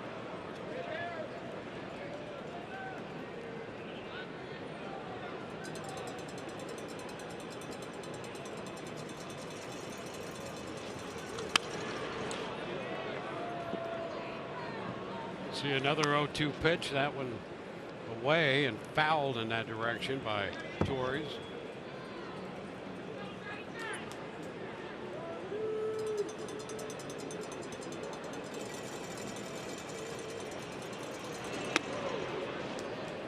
a ball, 2 strikes. Getting word that Aaron Hicks left the game with a tight left hamstring. He was replaced by Gardner, who has singled in a run. And this one hit him. And Dwayne, you remember the ball that Hicks hit, that ground ball to second base where he beat out the double play attempt. Wendell to Lau, and Hicks, we remarked on him busting up the line to break up that potential double play. Maybe that is where he overextended himself. Yeah, that was the 3rd inning, and then he left an inning later.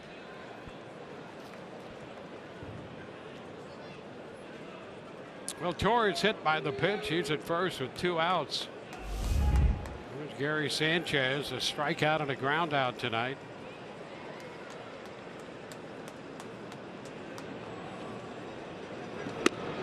That's a strike.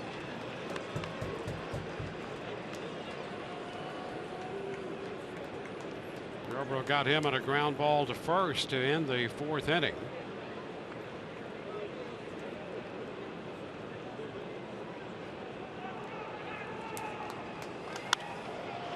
Pop back, out of play, a foul ball, 0-2.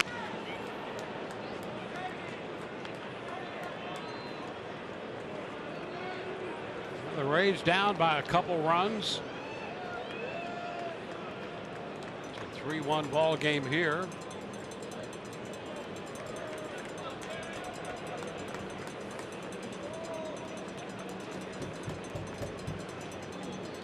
And a roller to short. Wendell with the toss to second on the force play. We're going to go to the Rays half of the 6th. Duffy, Joy, and then Bam due up. Rays down 3-1.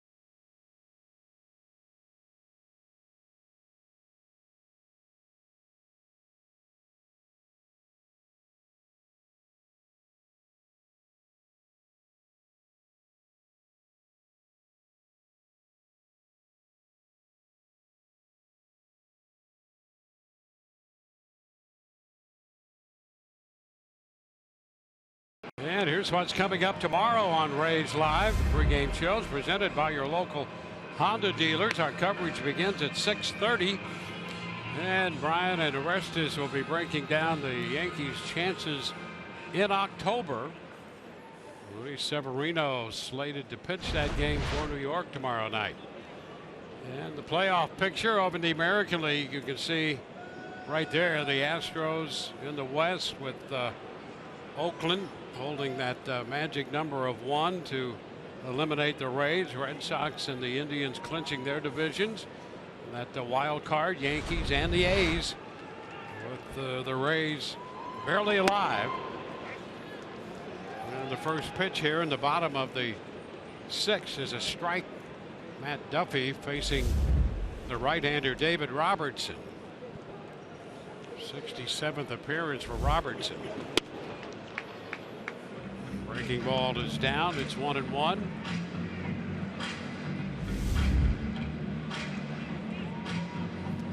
Ji-Man Choi will be next, then Tommy Pham.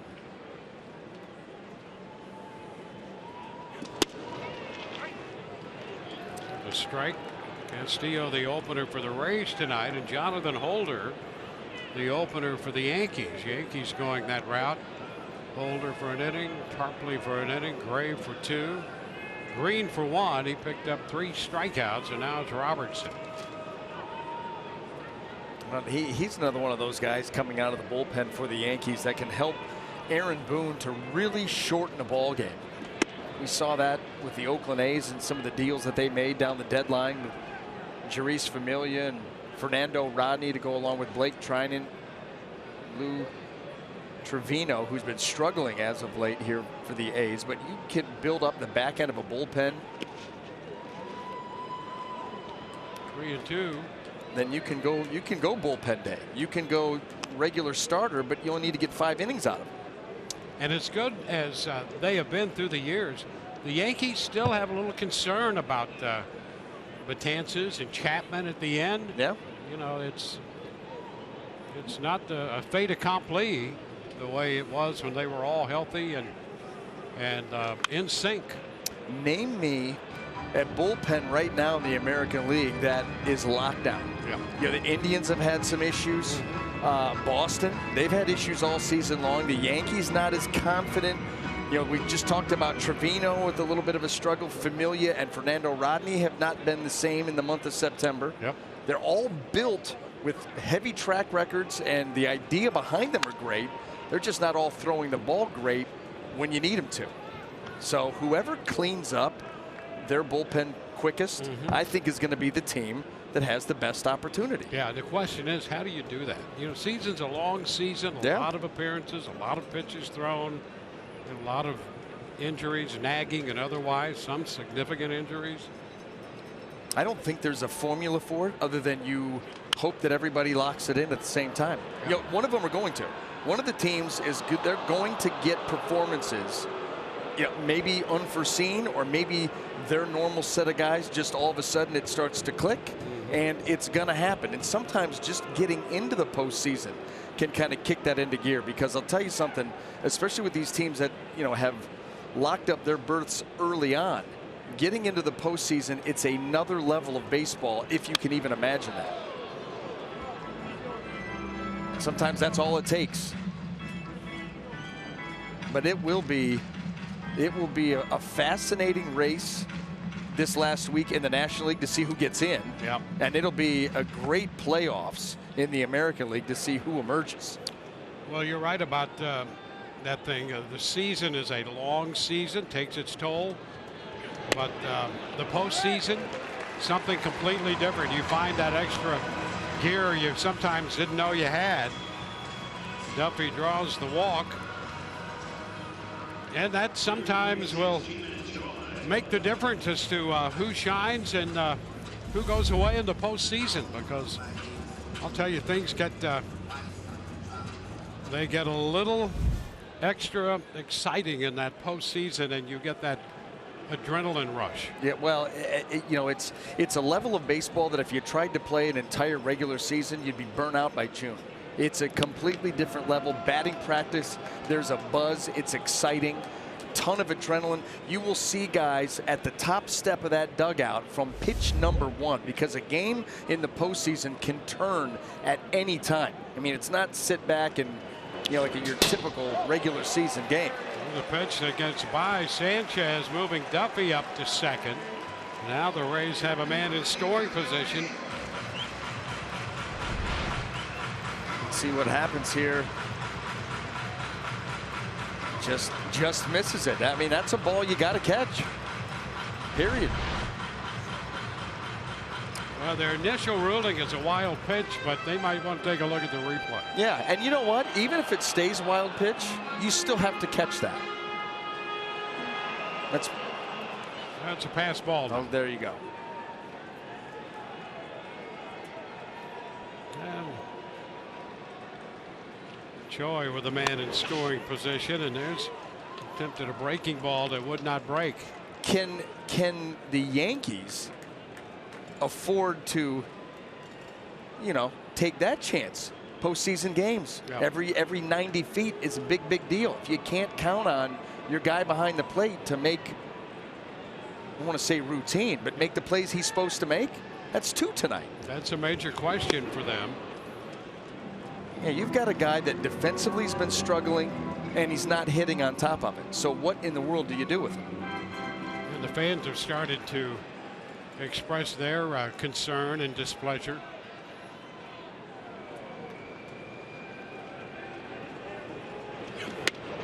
And a walk to Choi. Back-to-back walks here. So Robertson comes in, gives up a couple base runners with Tommy Pham coming to the plate. Well, let's take a peek over at the National League and see how it breaks out over there. You know, the Braves in the East. That's Central with the Cubs up by 2.5 on the Brewers. Cardinals 4.5 back, and the Dodgers and the Rockies. And that then reverts over to the wild card with the Brewers and the Cardinals, and the Rockies a game and a half back of all that. So that's not settled. No, and you know, the Rockies, they finish at home against teams that they should beat, where the Dodgers, you know, they play the Giants. They get some, they're going to have some tougher games, and they're on the road, I believe, where the Rockies will get an opportunity to play at home. That wild card race, I mean, it's going to come right down to the wire. Chaz Rowe up in the bullpen here. And remember, the Rockies, you know, and they've gone to a World Series. They've been in the playoffs a few times, but have never won the division. Pham takes the ball down 1-1.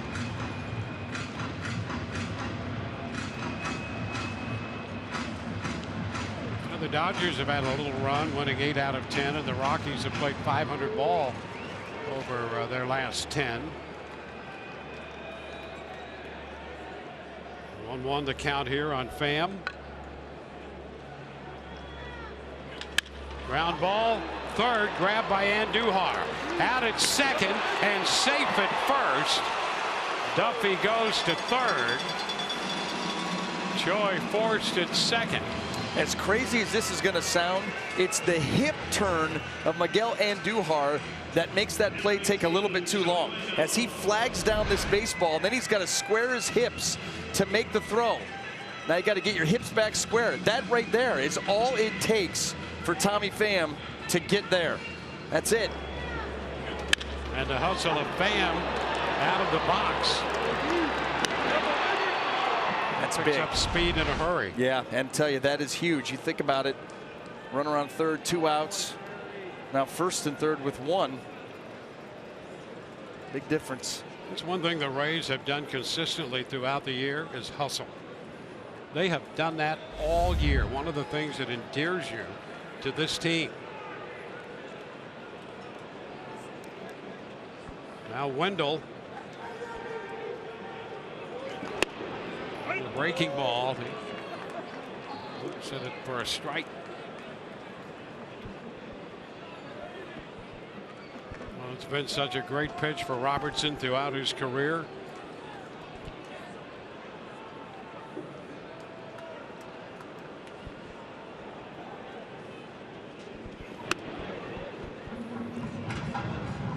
One and one.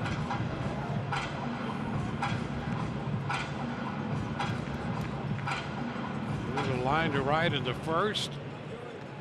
Reached on what turned out to be an infield hit to first in the 4th inning.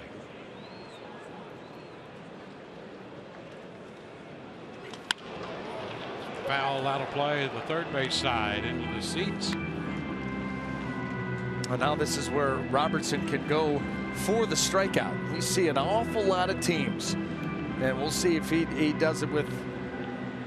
Now let's see if he does it. But a lot of teams, Joey Wendell, 2 strikes. They try to back foot a breaking ball. That is the big pitch against Joey Wendell. We'll see what the Yankees go with here. Usually that's a slider. David Robertson more of a cutter curveball. So they're going to stick here with the hard stuff. And he fouls it the other way. Now we'll see what they do 1-2. Well, he needs the strikeout. That's the thing. You know, these situations, first and third with 1 out. You'd like to get the strikeout. You can't think about it until you get to 2 strikes. But when you do get here, now you think about, how can I put this guy away?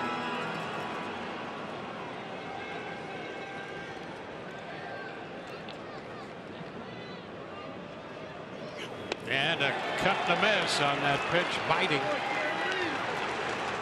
It was a hard breaking ball there. It's up to strikeout. Now he spun it nice and tight. It was good. You can see that little knuckle curve. And he threw that one hard, 85, 86 miles an hour.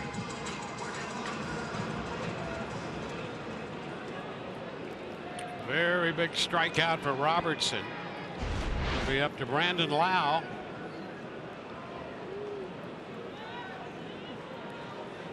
With a strikeout and a double play ball, that double play ball got a run home. A good take on that pitch away.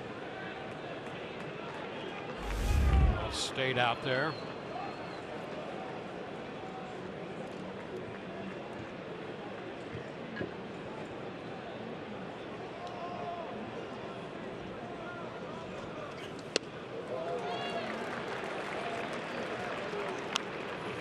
One. It's a curveball. You know, it's interesting. If you look at David Robertson and his breakouts, his curveball averages around 84 miles an hour. The slider about 86. Very similar with the break. 2-1. Sometimes it's hard to tell them apart.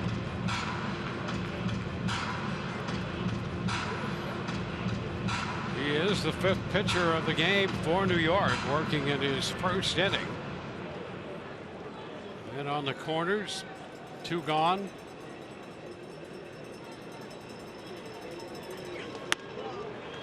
Up and away, and it's 3-1.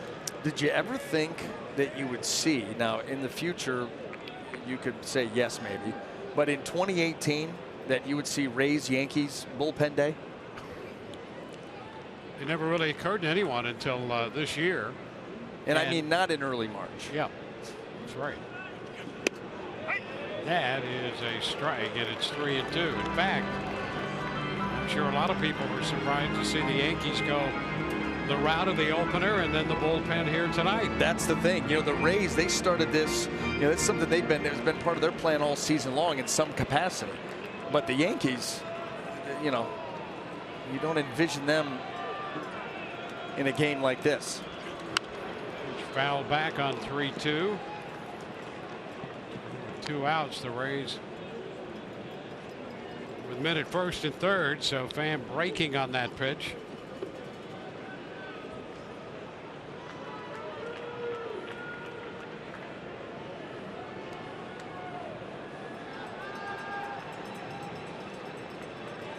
Do it again, 3-2. Pham takes off. The pitch skied back into center. Gardner's going to have to go back. Still back on the track. He makes the catch in front of the wall. Gardner all the way back into the deepest part of the outfield in front of the fence. He made that catch. A long ride for Lau, but Gardner catches up with it right here. And the Rays lead 2 in the 6th. It's 3-1 New York.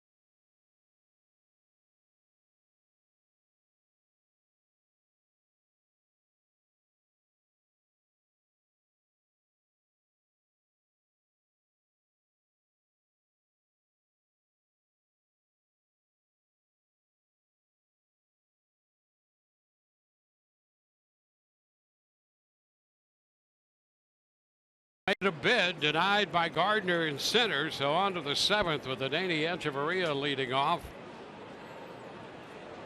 Ryan Yarborough out there on the hill for the Rays. Rays have utilized 3 pitchers, Castillo for 2, Wood for 1, and Yarborough the rest of the way so far. And that's a strike to Echeverria.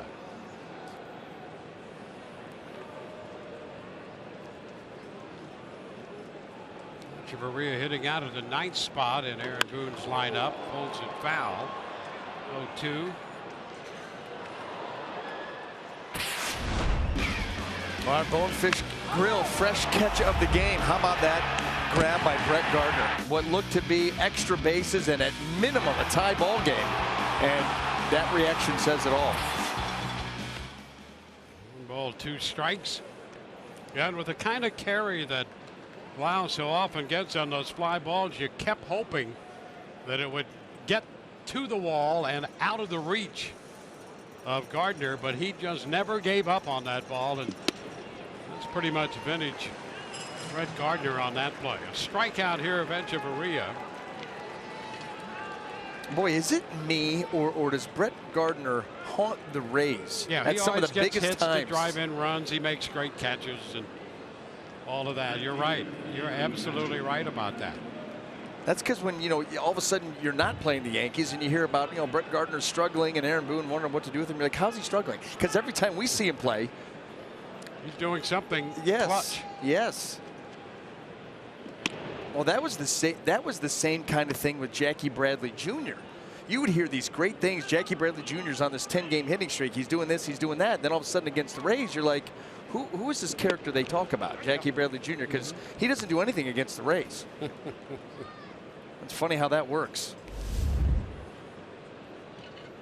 1-1 to McCutcheon.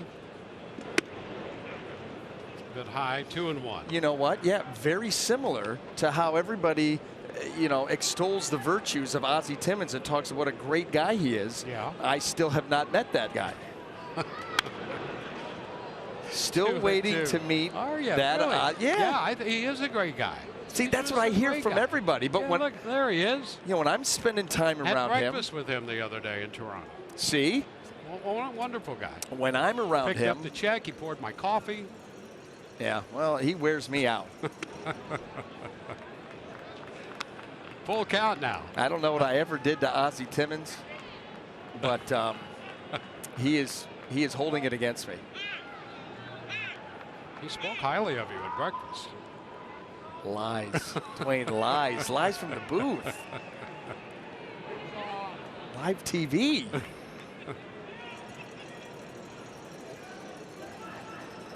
Yeah. That could be it. He saw you dance once. You know what? Had nothing to do with you. Well, and for that, I honestly would not blame him. I don't like to be seen with myself after those kind of nights. See, he's right there. He's like, and he did that with his hands and had this little arm flap thing going. Yeah.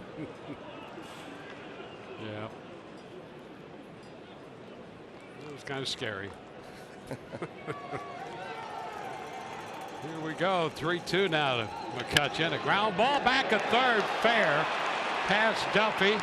Back into the corner. Pham with a pretty good carom, but no chance as McCutcheon glides into second with a double. He has a home run and a double. That's his 30th double of the year. Able to keep that ball fair. He was out in front. Yep, changeup. And it's away. He's out and around it, but wasn't fooled that much. Able to stay back and get it by Duffy.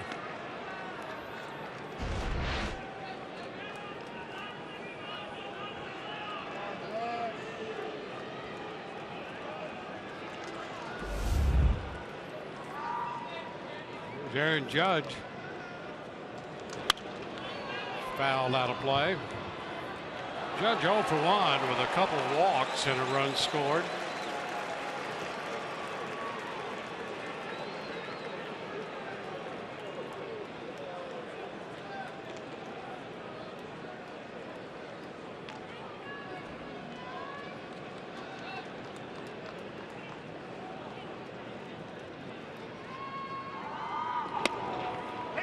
Here's There's a strike on the corner, 0-2.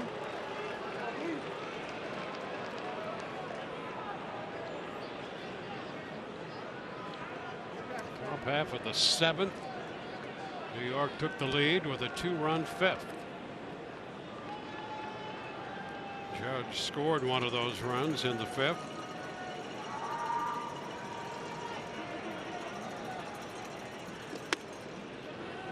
And that takes the count to 1-2. Baseball in off the plate.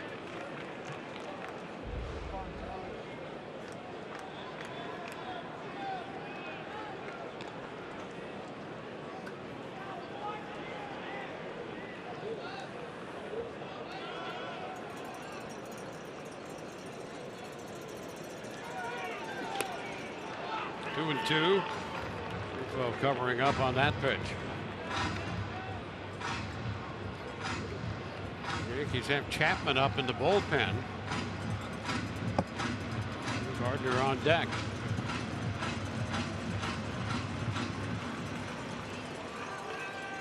Big left-hander.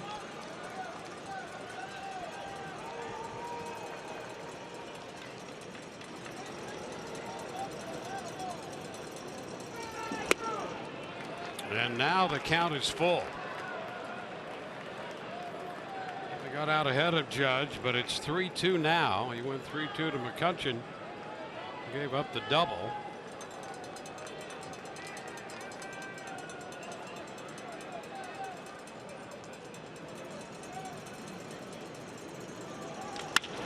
This one headed into left center field. Alex will play it on a hop. McCutchen will score. It's a double for Judge, and it's 4-1. 22nd double for Judge. He's on for the 3rd time tonight. 2 walks, and now this double to drive in the run. Tries to cut that fastball in and doesn't quite get it in far enough, and Judge is able to find some open room to work with out there in deep left center field. Now Smith has to come over, cut it off. By then, here's the run. Brett Gardner up again.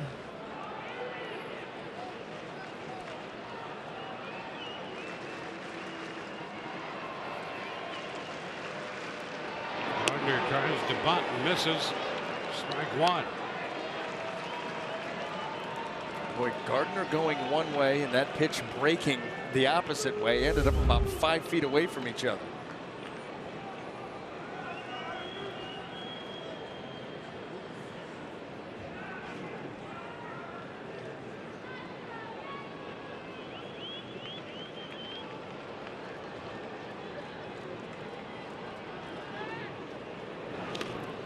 Covered up by Shufo. It's 1-1.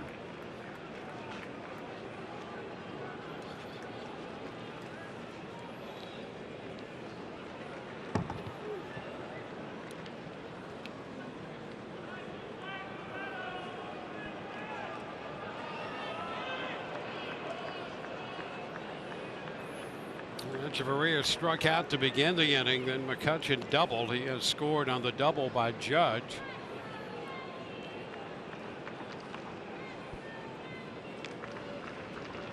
Gardner entered the game in the 4th in center in the place of Hicks, who left with the tight hamstring.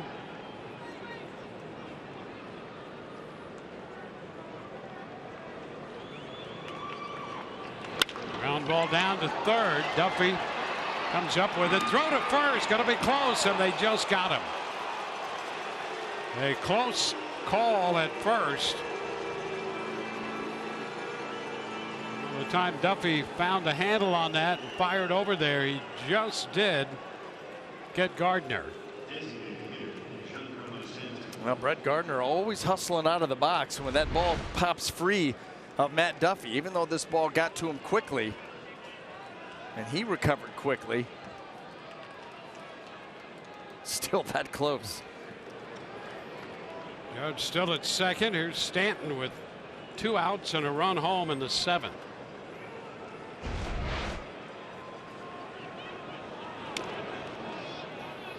Ball one. That looked like a cross-up. With the runner at second, that looked like a cross-up. 89 miles an hour, and Nick Schufo, the way that he went down to catch that, somebody was not on the right page. Trying to square that away right now. See how late he was in flipping that over, and I think that ball actually hit his throwing hand. Let's see. Yeah, not recognized. Yeah, that got him right on the throwing thumb. Boy, oh boy. The Rays will take a look at that hand.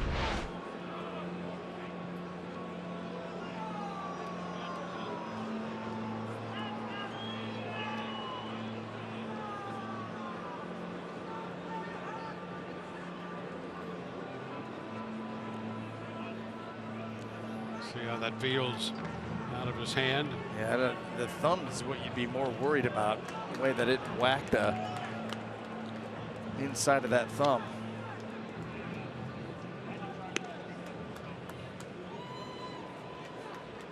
I think it's playable. I don't think it feels that good.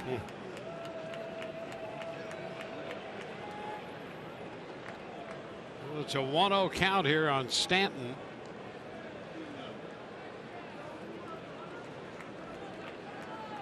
A 4-1 ball game with Aaron Judge, the runner, off second.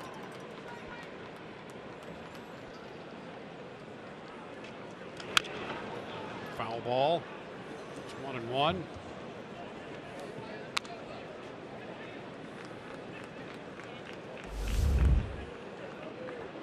But Chapman has been up a long time. He's still up in the bullpen. The pace is throwing a little bit. He's been up throughout all of this. Ground ball headed toward the middle. Pick up by Lowen to throw to first. Retires Stanton. A run on 2 hits and a man left. 7th inning stretch time. 4-1 New York.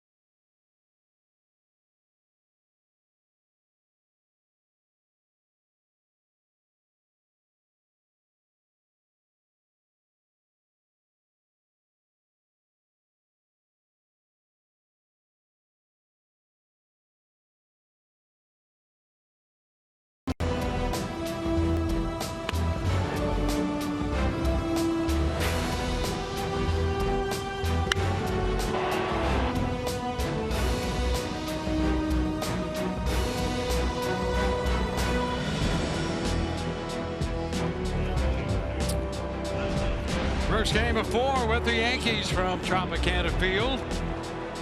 4-1 the score. New York leading as the Rays come into hit in the bottom of the 7th inning.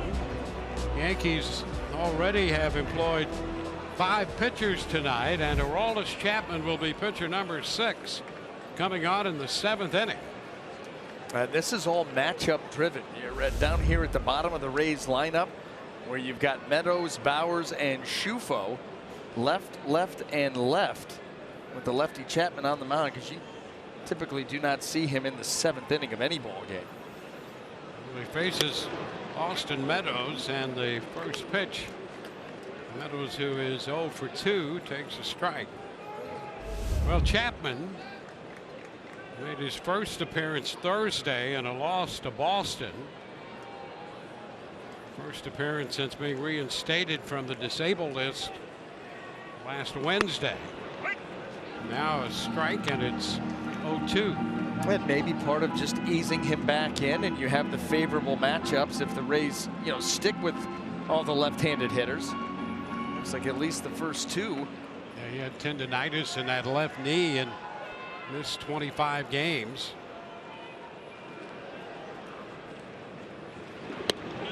Meadows takes a pitch that just missed there. 1 ball, 2 strikes. Did it? That looked like a pretty good slider. That's what Jerry Lane thought. He is sticking. I'm telling you, that Guns N' Roses song, he is sticking right with it. Consistent. Meadows gets another chance. Probably wanted to see a catch. And it is out on strikes. As opposed to a knockdown.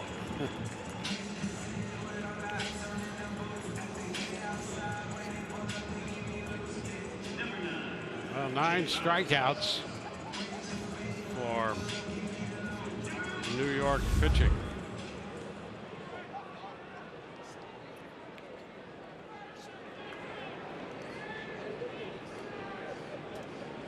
Jake Bowers.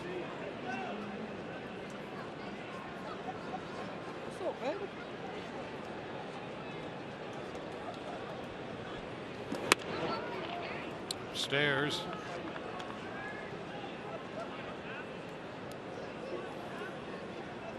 Adames is on deck. He's been a little under the weather.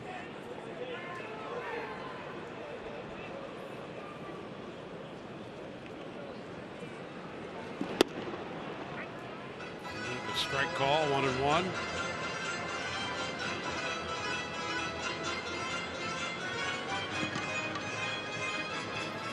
Rays got their run in the 4th when Pham opened with a double, eventually scored on a double play ball.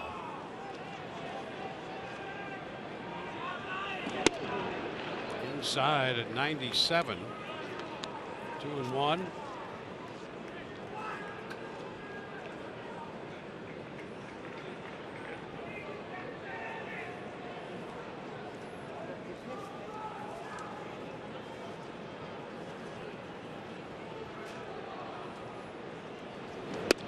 And that is a strike to even the count. 2-2.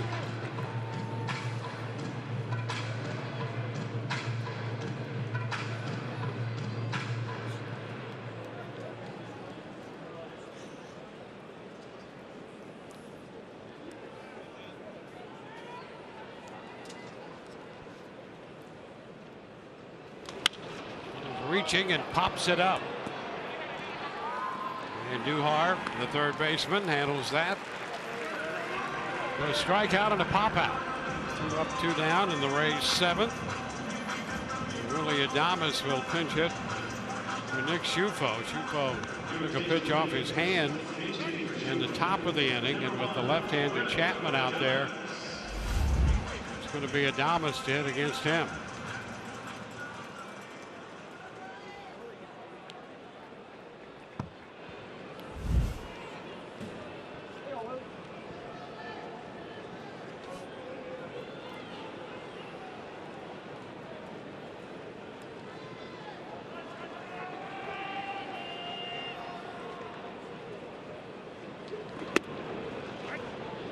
Strike.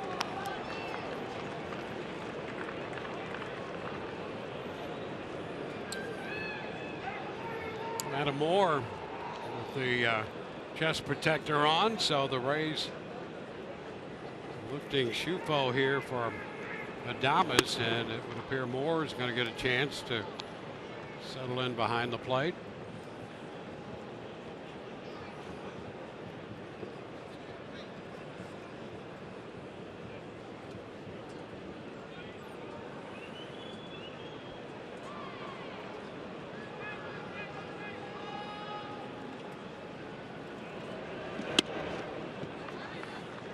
Two balls and a strike.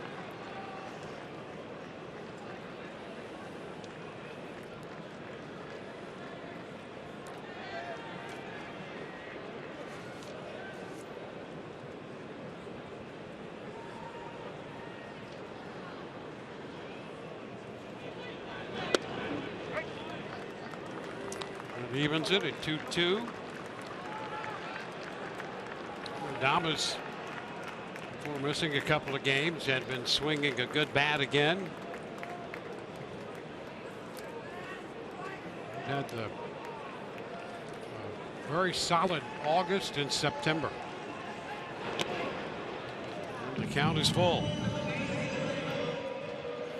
Well, such a big part of the future at such an important position. And so getting that regular playing time and being able to kind of grow into his role, it has been a nice couple of months for Willie and a nice way to head into the offseason. He draws a walk. The Rays got a base runner with 2 outs. 6th walk given up by New York pitching. Alex Smith is on his way to the plate. Well, here's the thing, Dwayne, that you forget too when you start talking about Aaron Boone and the way that he's able to shorten ball games with his bullpen. You know, we mentioned, you know, Chad Green, how important he is, David Robertson. You know, you've got Chapman here, you've got Dellin Betances. You forget Zach Britton too. Yeah, Britton's. I mean, come on now. bullpen. You forget. I mean, I'll tell you what. We'll get your starter to go 3 innings, and you're probably pretty good with that group, if they're all locked in. Yep. But when they are at the top of their game, they are as locked down a group as you're going to find. And there is Zach Britton chatting with Dellin Betances.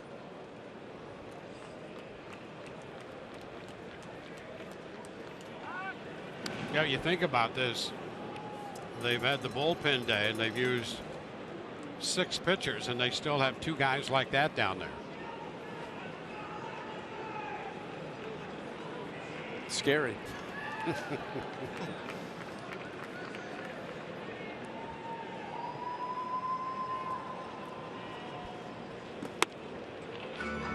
It's a ball and a strike to Alex Smith.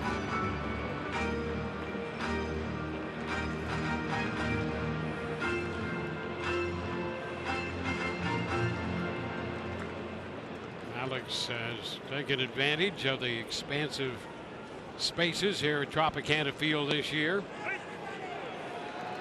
That's a strike, and it's 1-2. He's hitting .360 at home.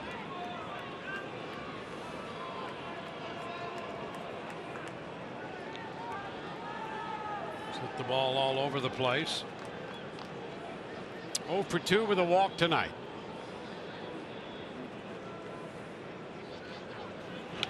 And reaches and is out on strikes. 7th inning is over. Couple strikeouts for Chapman. We go to the 8th, 4-1 New York.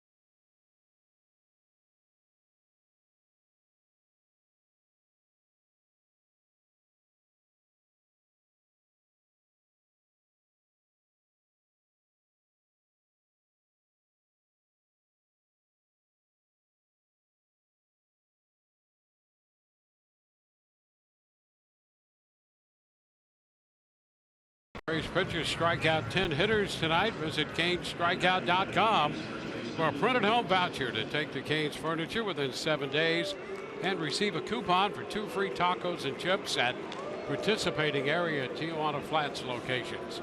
Restrictions apply. Adam Moore will be the new catcher for the Rays. Voigt leads it off and hits it on the ground right to Lau, who was on the shortstop side of second.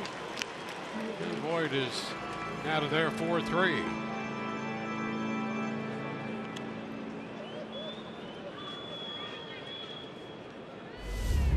Well, Miguel Andujar.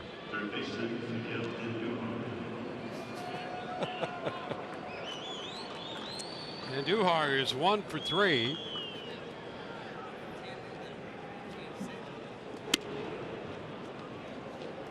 One ball, no strikes.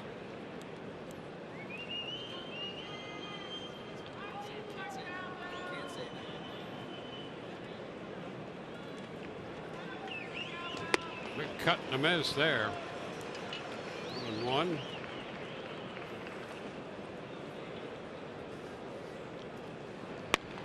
There's Betances up in the bullpen.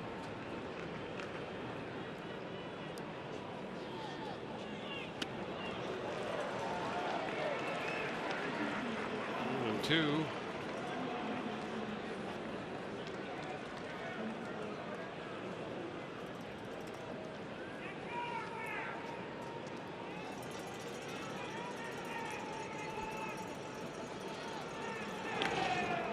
Take the count to 2 balls, 2 strikes.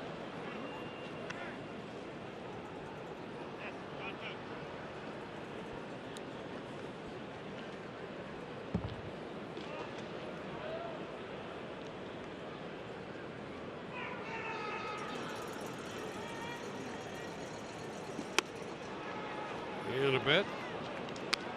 Runs it all the way to 3-2.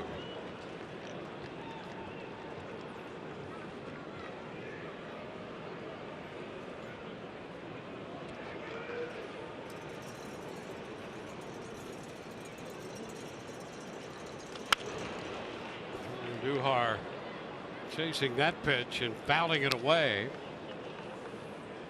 And probably ball 4. It was, yep. Yeah, it crawled off the plate to try to get to that one.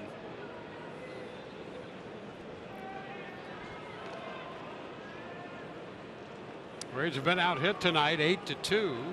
5 of those hits given up by Yarbrough, who has been charged with 3 runs. And the third fair, back of the bag, and Duffy makes a nice throw to first to get Andujar. Nice play right there. A great deal of difficulty in that play to be made. Well, watch how he gets to it, Dwayne. You know, you're fielding it like straight on, but now you're in foul territory, throwing on the run, moving away. A long, difficult throw. But Matt Duffy gets it done.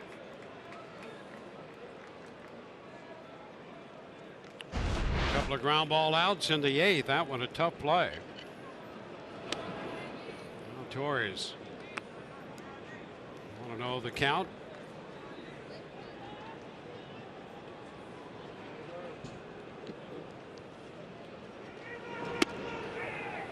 A bit wide there.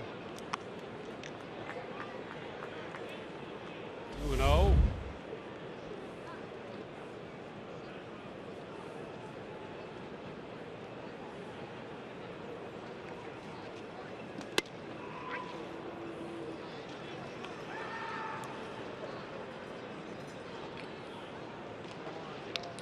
Yankees picked up that additional run in the 7th after they had scored 2 in the 5th off Yarbrough. Their first run came on a home run in the 3rd by McCutcheon, hit against Hunter Wood. Rays got their run in the 4th. Pham opened with a double, later scored on a double play ball. And another full count here, back-to-back 3-2 counts to Andujar and Torres.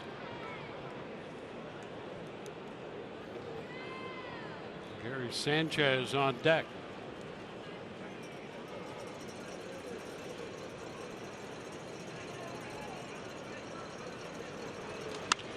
It's popped up and headed out of play.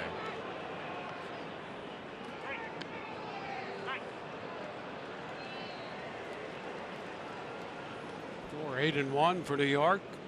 1-2-0 for the Rays. The Rays came into this game 8-7 against New York and 5-1 here at Tropicana Field. Foul ball straight back and out of play.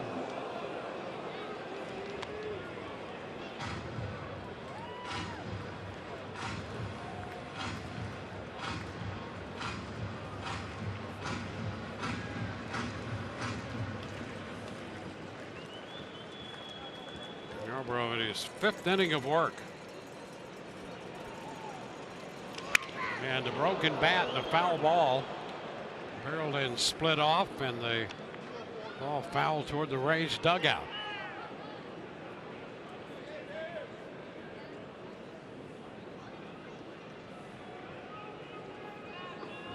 So Torres with the new bat.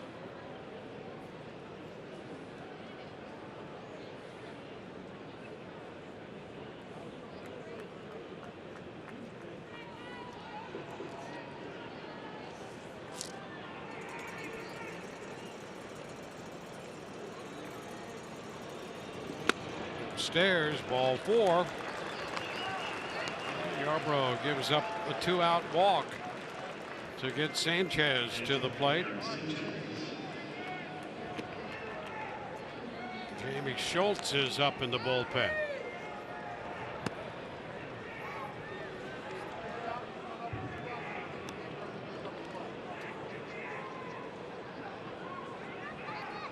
Sanchez, an 0 for 3 night.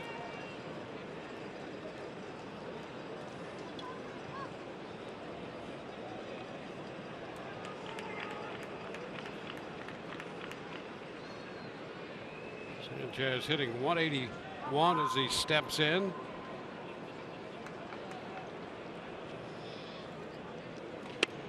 And there's a breaking pitch. Started wide and found its way into the zone for a strike. And not a bad pitch at all to get the jump in the count. 0-1.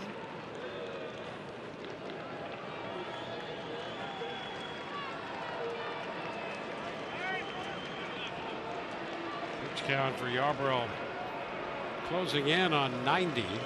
They're 87 to this point.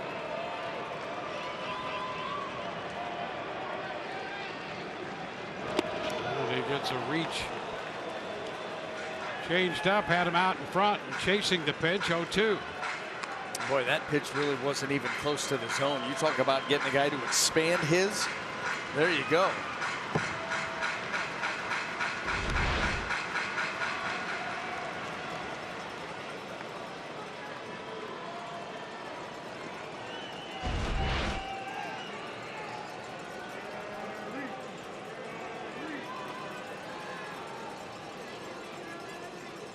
Runner goes, swinging and a miss. Sanchez out on 3 pitches. We go to the bottom of the 8th. 4-1 New York.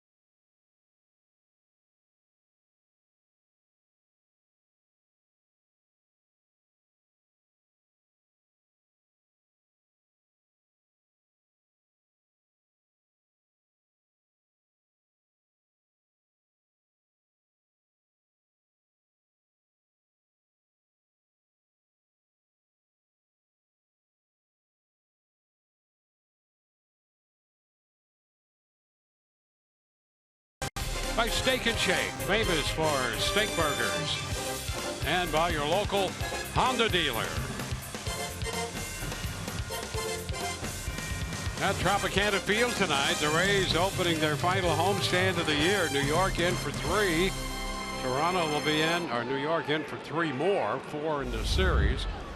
And then the Blue Jays come calling for the final 3. As Dellin Betances enters the game here in the bottom of the 8th for New York, making his 65th appearance. Did you see the strikeout numbers? Hard to miss. I mean, 64, what was it, 64 and 2/3? 64 plus innings, 114 punch outs. It's a foul ball from Duffy for a strike. Well, there they are. Yeah. And 24 walks. Pretty good ratio. Duffy has walked twice, 0 for 1, grounded to third in the 3rd inning. So it's Duffy, Choi, and Pham against Betances in the 8th.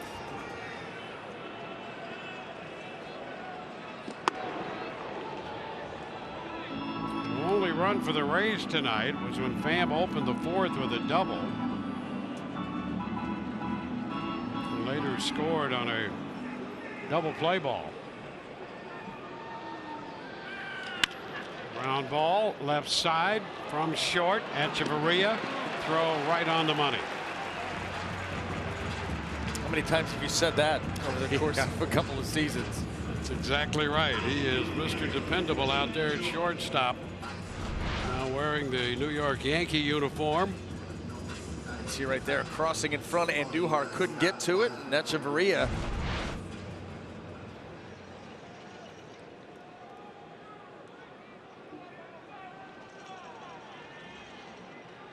Ji-Man Choi, a little late at 98. Strike one. And think about with how tall, we talk about Glass now and his release to home plate, how close. I mean, Betances has got to be right there with him. It's popped up left side, and Duhar stalking it into the outfield from third base. That's out number 2. Now the Rays started the night 87 and 68 on a pace to win 91. Boy, you'd really love to see this club finish with at least 90. Oh, they're going to. Yeah, they're going to. All right, good. We called that a couple of weeks ago. Yeah. Here's Tommy Pham. And he takes strike 1. Fastball 98.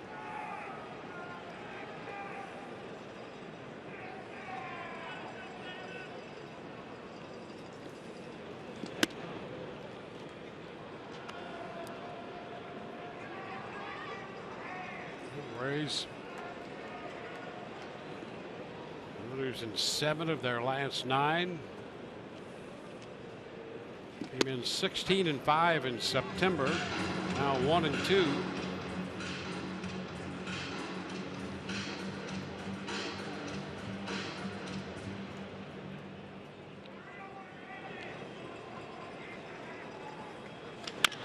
Chopped to third, and Duhar whoops his throw to first.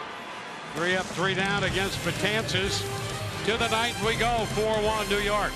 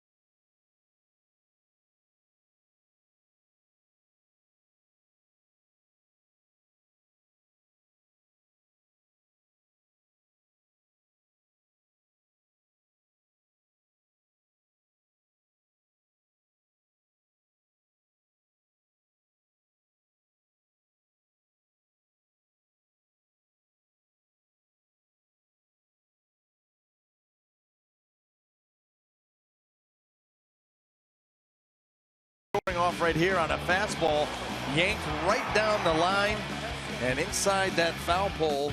Gave the Yankees an early 1-0 lead, and then later in the ball game, how about that? Gets out and around a changeup and is able to keep it fair, get out there for a double. He would be knocked in by an Aaron Judge double immediately afterwards. That would be the 4th run for the Yankees, and that's where it sits now as they lead 4-1.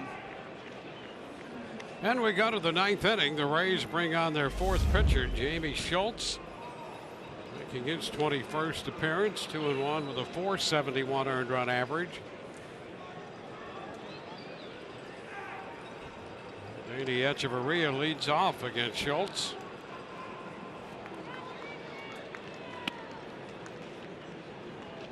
So 5 innings for Yarbrough. 5 hits, 3 runs, a couple of walks, and 3 strikeouts.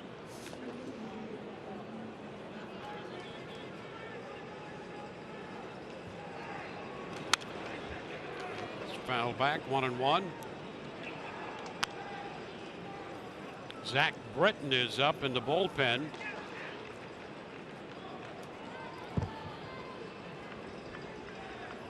Yankees have used 7 pitchers tonight. Jonathan Holder started as the opener for New York. A wave and a miss, and it's 1-2.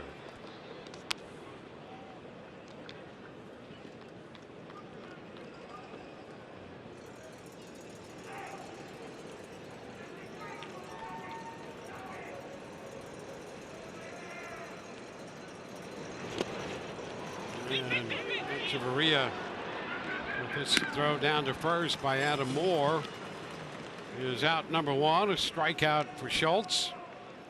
7th strikeout for Rays pitching. And the Rays live postgame show tonight, presented by WB Mason, will be anchored by Rich and Orestes.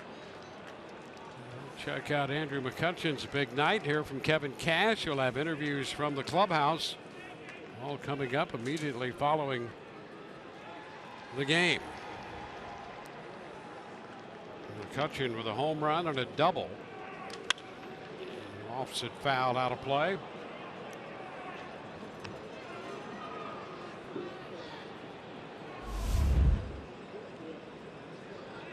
.252 on the year overall between San Francisco and New York.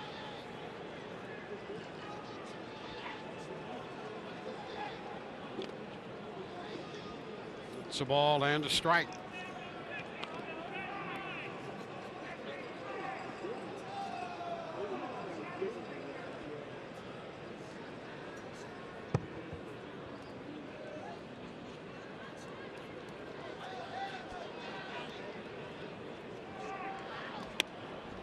Inside, 2-1.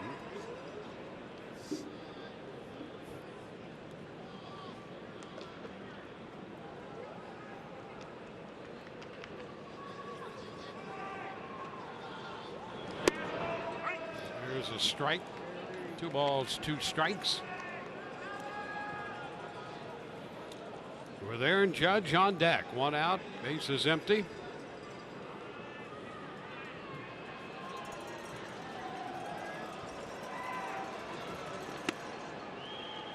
And the count is full.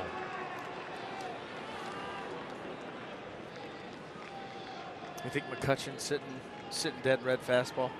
That's what he's been doing all night.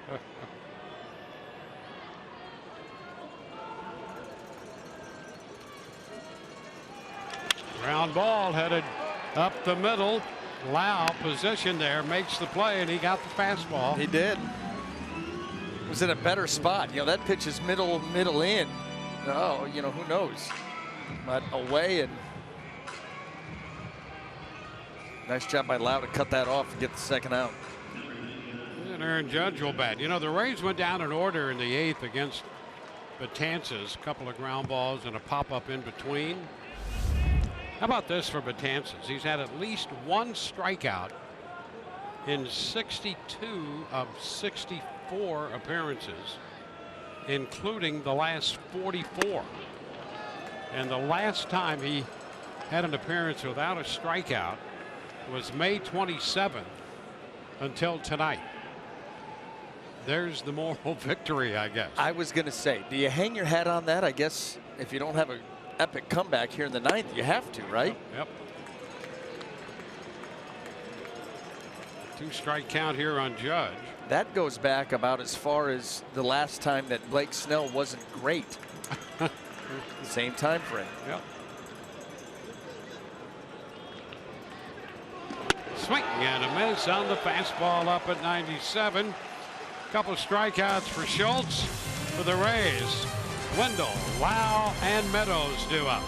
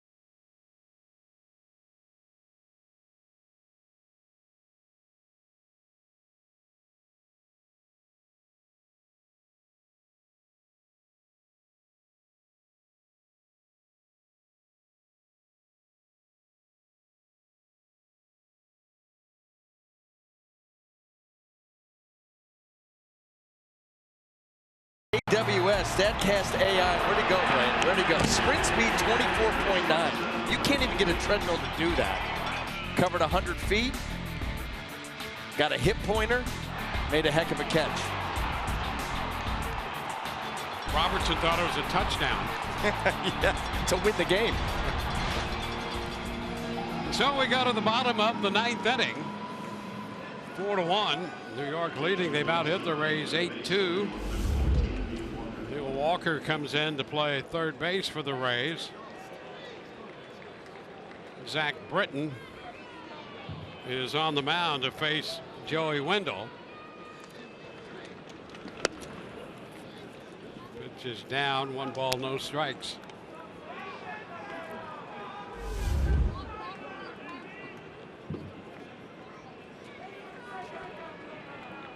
The 8th pitcher of the night for New York. In a game that opened, interestingly enough, with an opener. And the bullpen marched throughout the contest.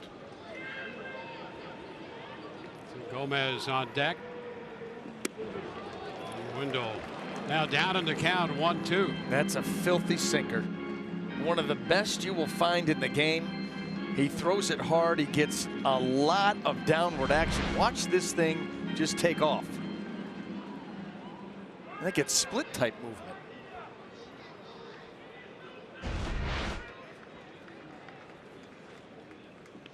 And Wendell is out on strikes. Boy, tough at bat for Wendell. There's a guy who battles every pitch of every at bat. He had a tough at bat against some unbelievable pitches. And how about the breaking ball after that sinker? I tell you, he really.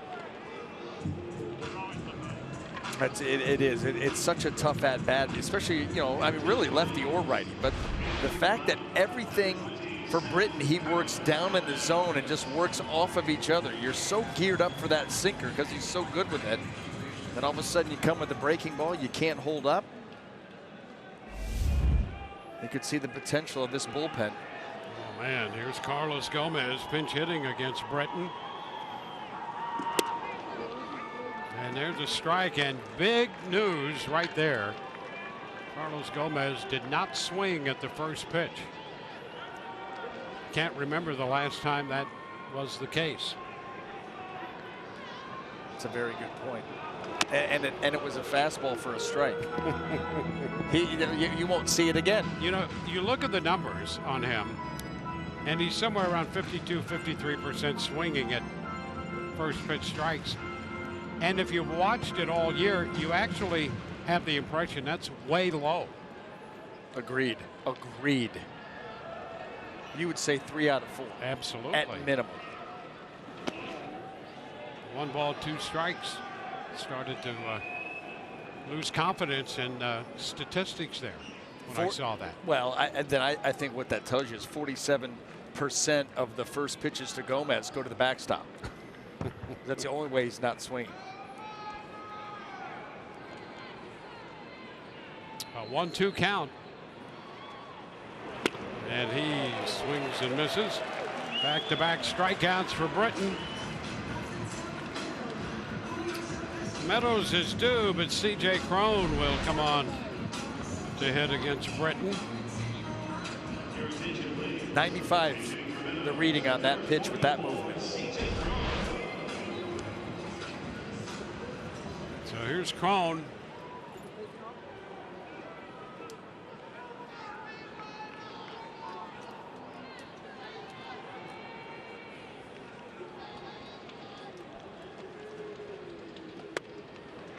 And he takes a strike.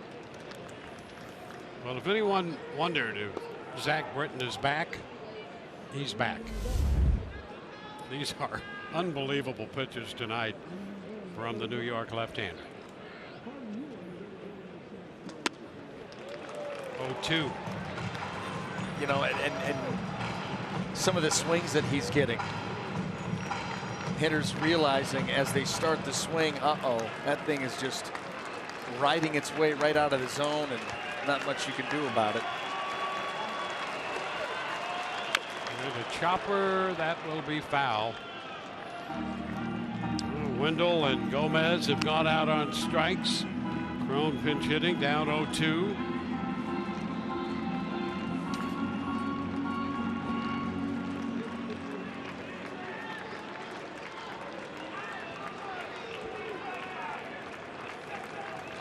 The 8th pitcher of the night for New York, Zach Britton. And a swing and a miss. The ball goes to the backstop, and Crone will reach on the strikeout. And the Rays get an additional runner tonight. Crone swinging and missing at that pitch that could not be corralled by Sanchez. Well, he almost swung while he was trying to get his feet out of the way. Look at both feet moving as he's swinging the bat. Here it is, a wild pitch strikeout. And here's Jake Bowers. Might have been quick thinking by Crone. Pitch in the dirt. I'm going to swing, get out of the way, and run to first. Not a bad strategy. Prolongs the inning. Yep. And now Bowers takes a strike.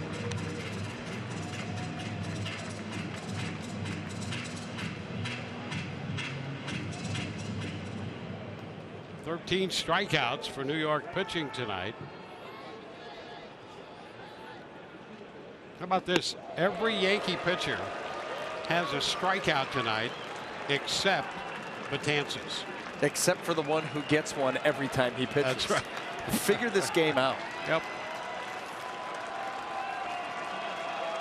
And Britton a strike away from striking out 4 hitters in the 9th. Tapper foul.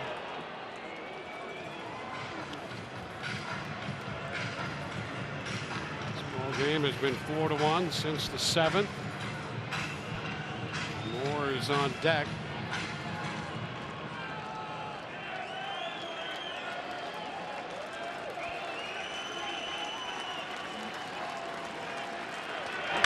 And a popper left side. That's Walker. And this game is over. New York taking game 1 of this 4-game series.